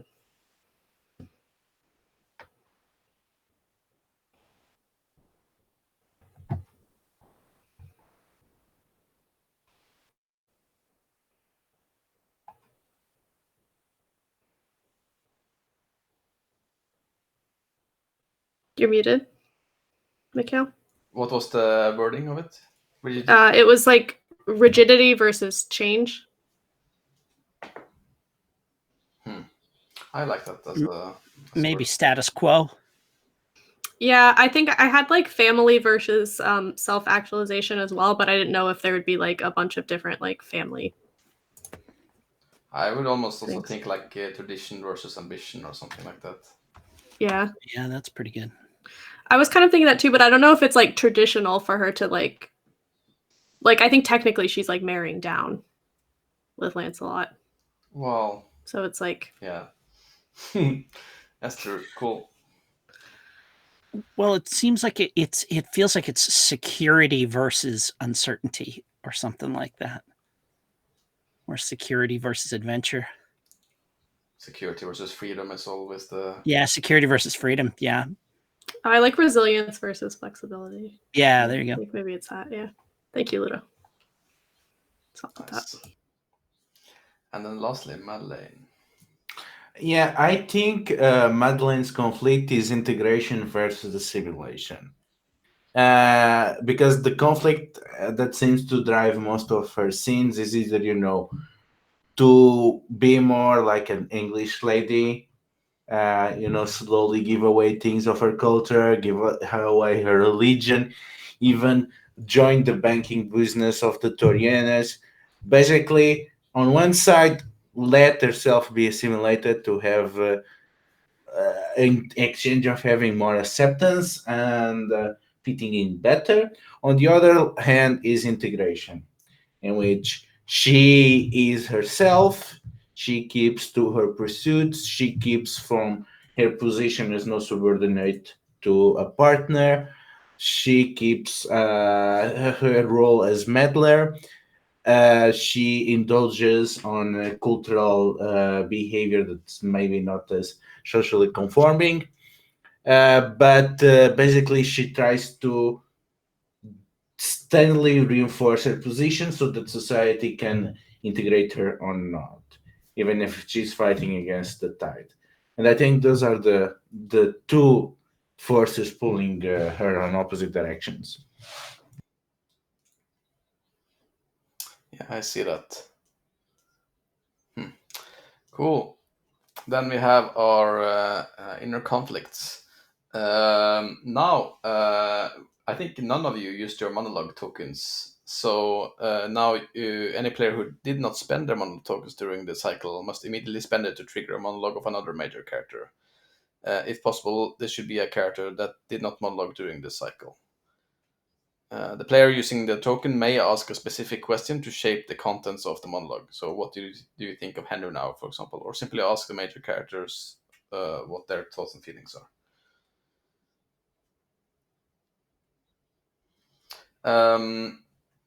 I guess we can just go around our metaphorical table here. You want to start, Joel?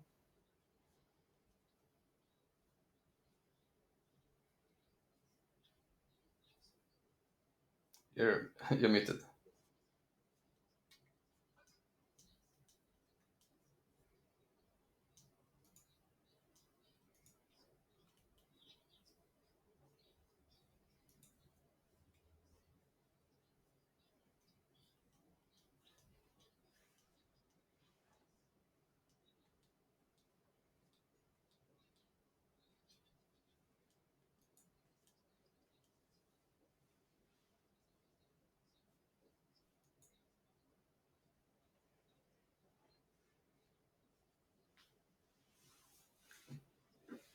You're. It's the problem with unmuting yourself, or what's going on? Still.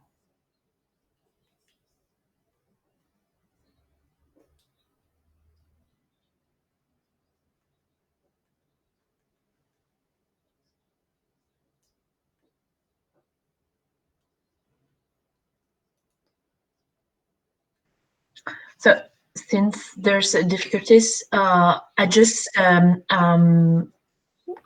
don't really understand like the monologue token. How does it work, and what's the point of it?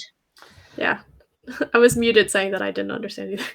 Okay, so the monologue sounded token is I a didn't way see it. to get access to the character's inner thoughts and about something.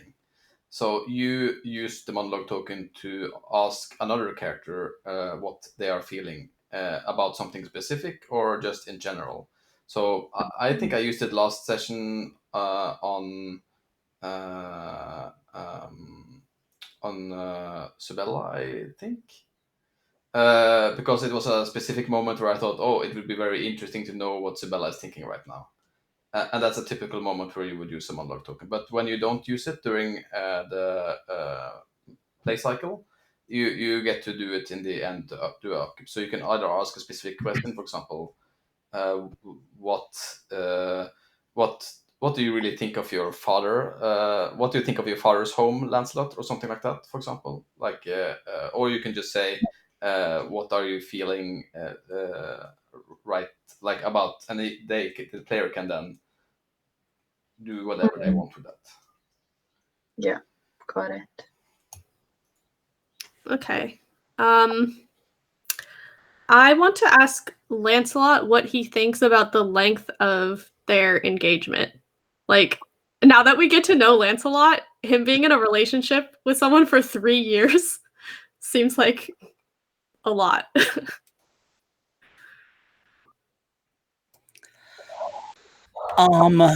Yeah, so I think we've got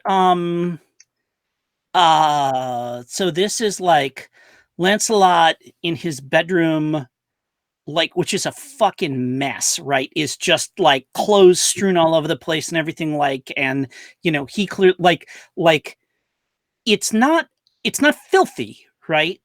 Because it comes like there's servants that come in and clean and dust and sweep and all that kind of stuff and everything.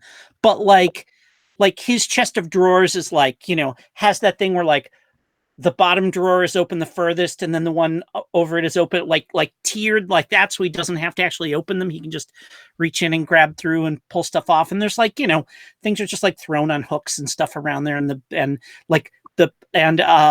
I think he just kind of like he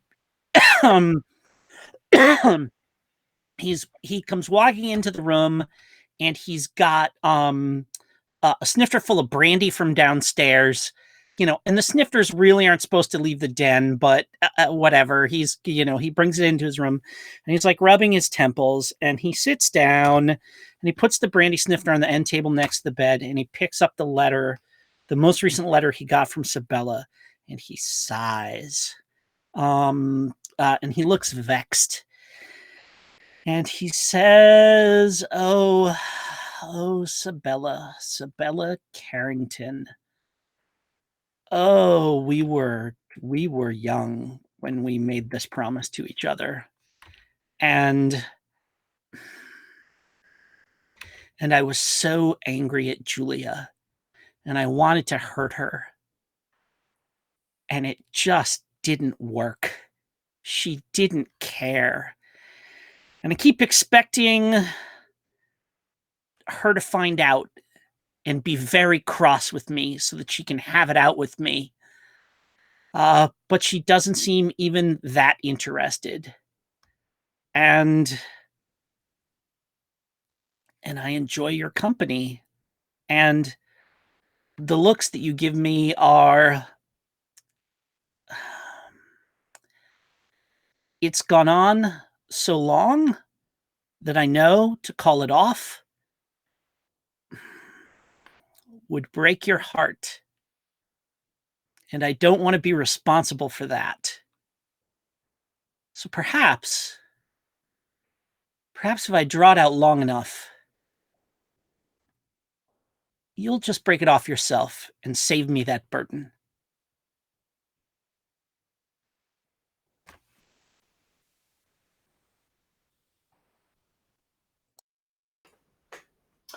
Nice. Okay, we got a good insight there. Anyone else who wants to get some more truth out of a character? You want to go next, Julia?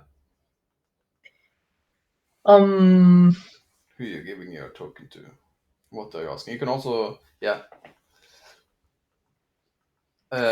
give it without asking a specific question. It's also possible.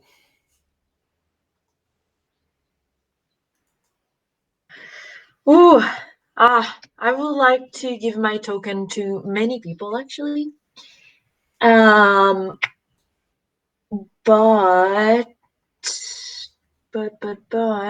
I would like to... Oh my god. That's hard to choose. But okay. I'm gonna give my token to Madeleine.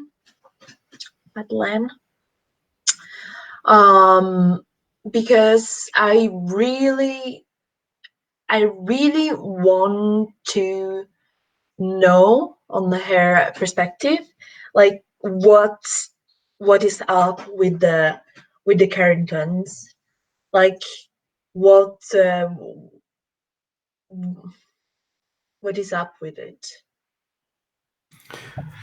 So we see Madeleine almost jumping across her room, holding Sibella's letter against her chest, and she draws a special case which she prepares just for this opportunity, and she lays the letter there among some dried flowers and butterflies as her ultimate prize, as she finally, after so many years, she managed to best Sibella and get an admission. And then she stands there with a smile. Then the smile fades away, and she lands on her bed on her back, and she realizes, what now?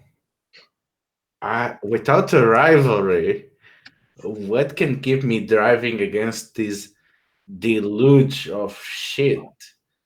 And she just starts sobbing and crying as she understands that, yeah, she bested the Carringtons, and that's horrible.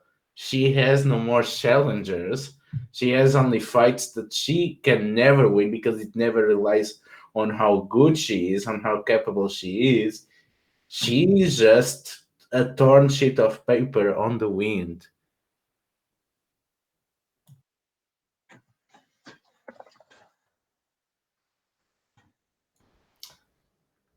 Yeah. Nice. And now it's your turn, Madeleine, to give away your monologue token. I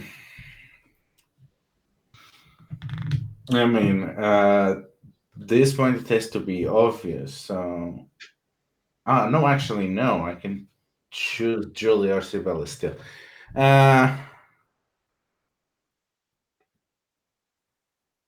Well, I think it's obvious after this Lancelot scene.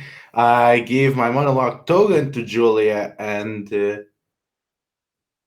ask her what she really thinks about Lancelot. Yeah. So, I think. Okay, I think that Julia is now been left alone in the house. Abigail and Anna they just left from from the tea time, and she's just before going into her room and to the toiletry. She just sits on the chair where Uncle Magnus was sitting at the breakfast, and the I think there's still his perfume male perfume smell, and it makes her think about Lancelot. Um, that used to put on him way too much of that kind of perfume when he was a young boy, and she completely knew. She totally knew that that was for in order to impress her, and she decided just to ignore it, not because of a not because of a status or a reputation, but because she didn't want. She just didn't want to lose what she had with the friendship she had with Lancelot.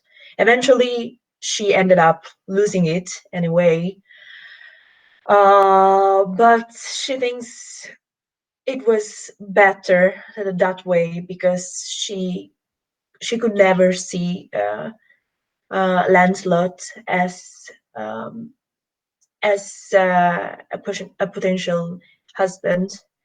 But from the event, she she saw, like Lancelot fooling around with and talking to other. No, maybe fooling around is not the right word, but just hanging out with and flirting with other people, or at least she perceived it as flirting. Um, and she, like, Julia was uncomfortable, and she immediately, like, she probably got really angry at that party, but no one noticed to it. And when she turned, she was looking into the crowd while she was dancing, and she didn't see Lancelot. She was just kind of annihilated by the bare thought that he could be with a woman. And I think that's and then she just you know she just goes into her room and she starts brushing her hair, and the monologue is over. Cool. Lancelot, you have the last monologue token to give. I totally want to know what Sibella thinks about the fact she's got to throw this party. Sibella's losing her mind. I think Sibella is like I think she's probably like got all of her servants like holding different like themed dresses so she can try and like visualize what she's going to do. And she's thinking like, I don't like, what am I going to do that's going to be like interesting, but also like we can actually kind of like pull it off.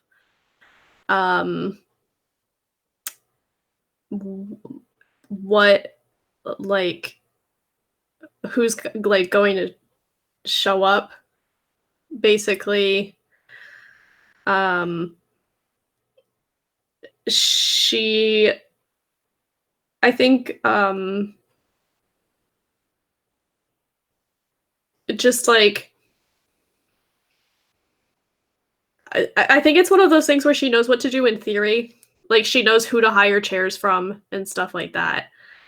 Um but she hasn't done any of it like in practice before, and she has nobody to like turn to and say like, am I doing this right? Like, is this a stupid theme or anything like that? Like I think that's probably part of her being tasteless, is like she doesn't have any like other like woman in her life to kind of like tell her like, no, that's a bad idea kind of thing. So like is the principal thing we get from her voice like exasperation or terror, or like what is the kind of the emotion that comes across in this? I think the principal thing, like with her kind of like trying to do this and not really feeling sure of herself, and like thinking about her childhood friend visiting and stuff like that, is like that she misses her mom basically, and like she wishes that she was around. So that's kind of where she's at.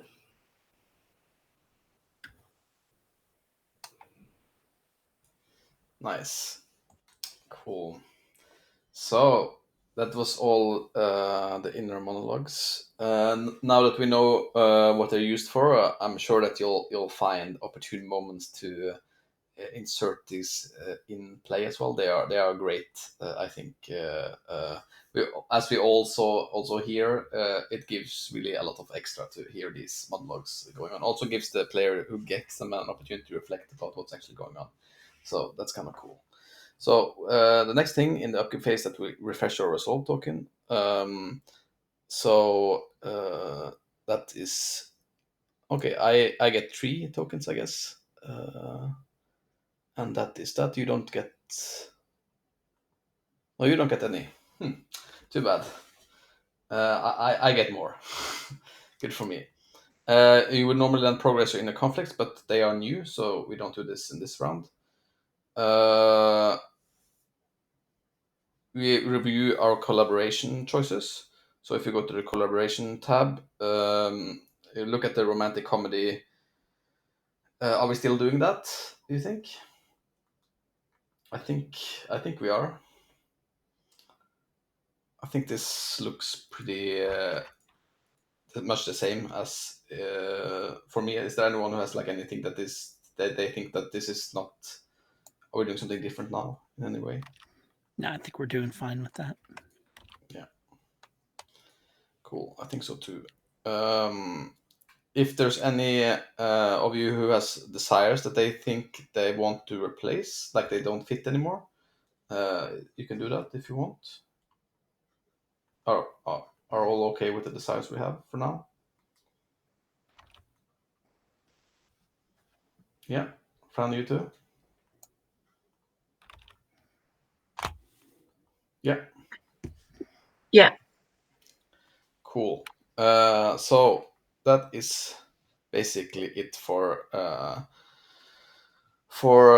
this. Then we have gone a whole cycle. So basically, I think I have an idea for like the first what the novel chapter next time could be. Maybe like Sunday Mass. We did establish that was going to be a thing, and I think that's probably a good place where people would be. Would also be interesting, I think. Mm. Any thoughts? Yeah, I think that's. Do they call it Mass in the Church of England, or is it just Sunday services? That's actually something I don't know. I don't know either. I will guess go it's- ask my boyfriend later. I think it's the laziest Protestant religion. I mean, is it even Protestant? Isn't it just like what is called? They have their own thing, right? With Yeah, the Anglican faith is basically, I think it's basically just replace the Pope with the king. Yeah, because the king wanted divorce or whatever it was. Yeah. Oh yeah, And now no king can have a divorce anymore. you all got to go watch the musical Six, which is this pop music, this like delicious, wonderful pop music confection about the 6 wives of Henry VIII. And so you actually learn a lot about that when you watch that Broadway show. So and it's fucking great. It's so good, so good. 6, yeah. Like the number. SIX. Yep. It started it ran in London for a couple of years, was a huge hit, and then opened on Broadway. Opened on Broadway the day before they shut Broadway down for COVID. So I went to see it in like I saw the very first preview performance of it, but then like opening night, like actual official opening night for the show was like the week they closed Broadway. So they're kind of, that sucks. Super sucks. Yeah. Oh well. Cool. But yeah, church. Gotta have a church scene. All these Jane Austen things for sure. Yeah. Yeah. Cool. Do we all have time for stars and wishes before we? We do rumor and scandal next time. Yes, rumor and scandal is after Okay. the novel chapter next time. It's only one rumor and scandal per cycle. Oh, okay, got it. So basically, like a cycle, we done one cycle in 2 sessions now. So I expect that we will speed a little bit up because we get to know a little bit more. We have fleshed out our characters, and we can and we. Oh, because there's 2 novel chapters per cycle. Yes. Got it. Okay, that's what was throwing me. That's how it works. Yeah. Cool. I can start. I want to give a star to Jim. Because I realized also last time that I often take your excellent portrayal of characters for granted, and I just was so reminded of that in the first scene when you played Jacob. It's just sometimes like baffles me how you manage to pull out these kind of super interesting and very like for me elaborately kind of seeming things out of your ass. It just this is how I get to use my theater degree in real life. So that's the the only place where it comes up. So I'm not using it professionally, so I use it as an amateur. Well, I really appreciate it. This is of a general note. I think I see this a lot when I play with you. So I just wanted to star that. You want to go next, Fran? Yeah. So, as a yaoi lover, and totally into gay drama, like everything that's gay, give it to me, literally. So, Joel, 10 stars to that. Like, how could I not think about it? Like, how could anyone not think about it? It was genius. That I loved it.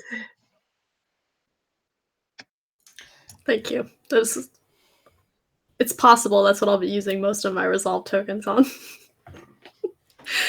Why do you think that Lancelot's dad hasn't found a wife yet? I know.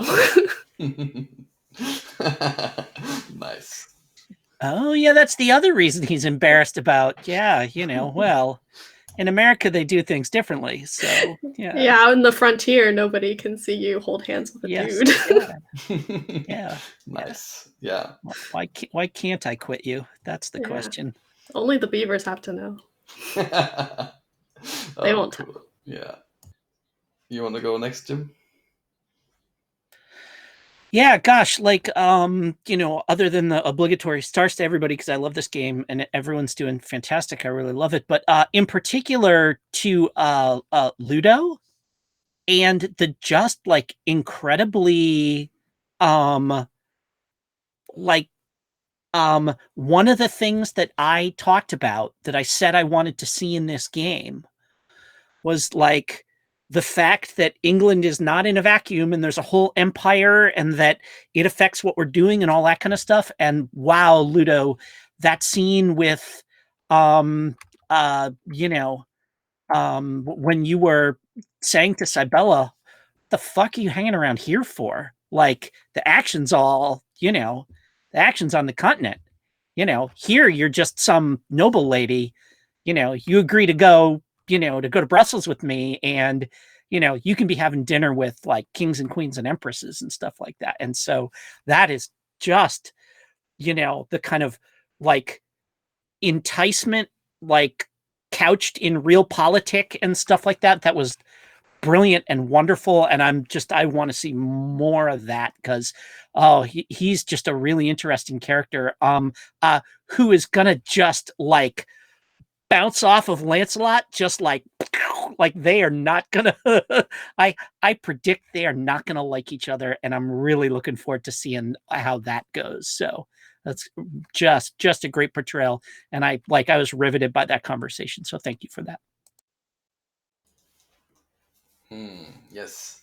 You want to go next, Joel? Yeah, I want to give a star to Mikhail because all these new NPCs are great. Like,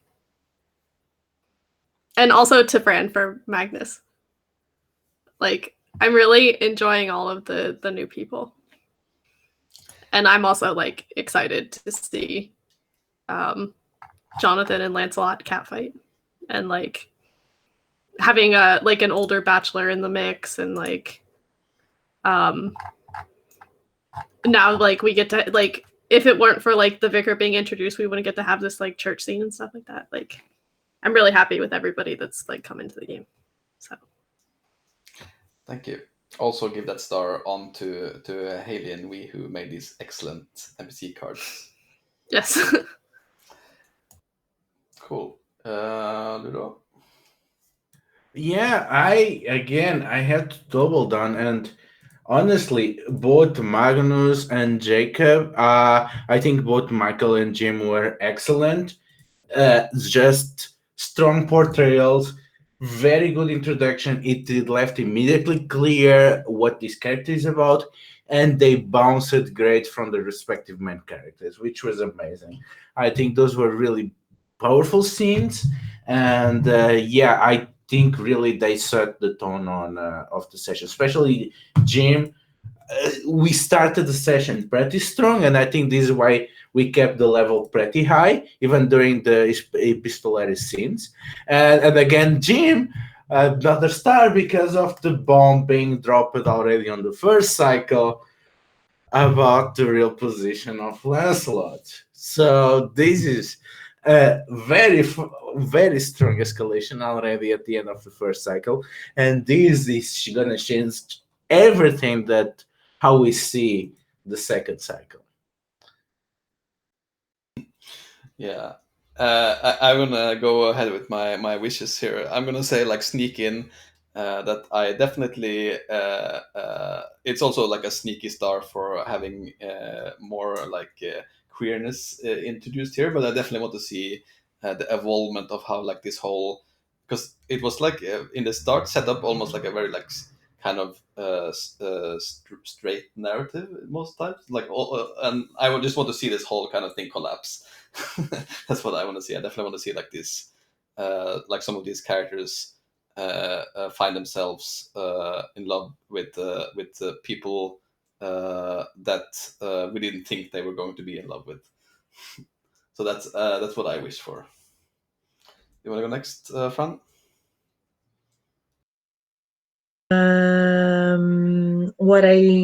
Well, yes, sorry, I was writing a message. Okay, got it. Well,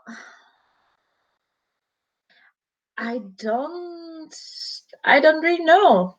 I just wish to see what is gonna happen with all of this bases that we set today. So I'm just curious, actually. I think today was oh my god, many things were going on, many new things.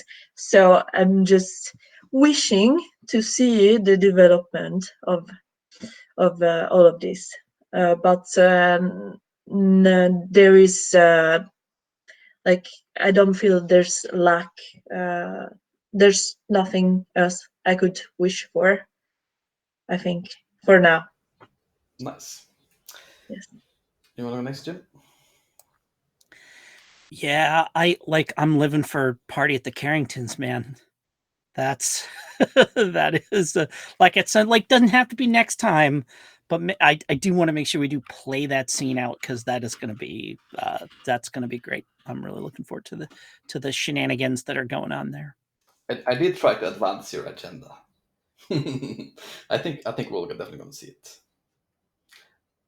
Cool, and I definitely know Caroline will introduce more of that at church next time.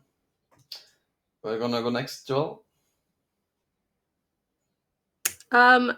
Yeah, I mean, I think, like I said, I'm pretty wanting to see like the scenes between like Jonathan and Lancelot, but like in general, I think probably more scenes between the male characters could be good. Like we could get the other James in or something like that, because like I think we've had a lot of very subtle cattiness with the ladies, but like the men don't have to be subtle. So I think it's possible that the dudes are going to be where the real drama's at. Like chest bumping and dick waving going on. Yeah. Yeah, like they can, I think, be, like I said, a little less subtle with like embarrassing themselves and Yeah, definitely being dramatic than the ladies. Oh, I can visualize several of them already. You want to go next? Lastly, I guess, Lugo, you get to do your wish. Now that we have very established internal conflicts, I kind of went to see them more on the scenes, and I went to see how they shape the way that we play out the scenes. Not that we had those established, so I went to see more playing for the conflict. Cool. I'm also writing all this down, like last time, so we can remember them until next time.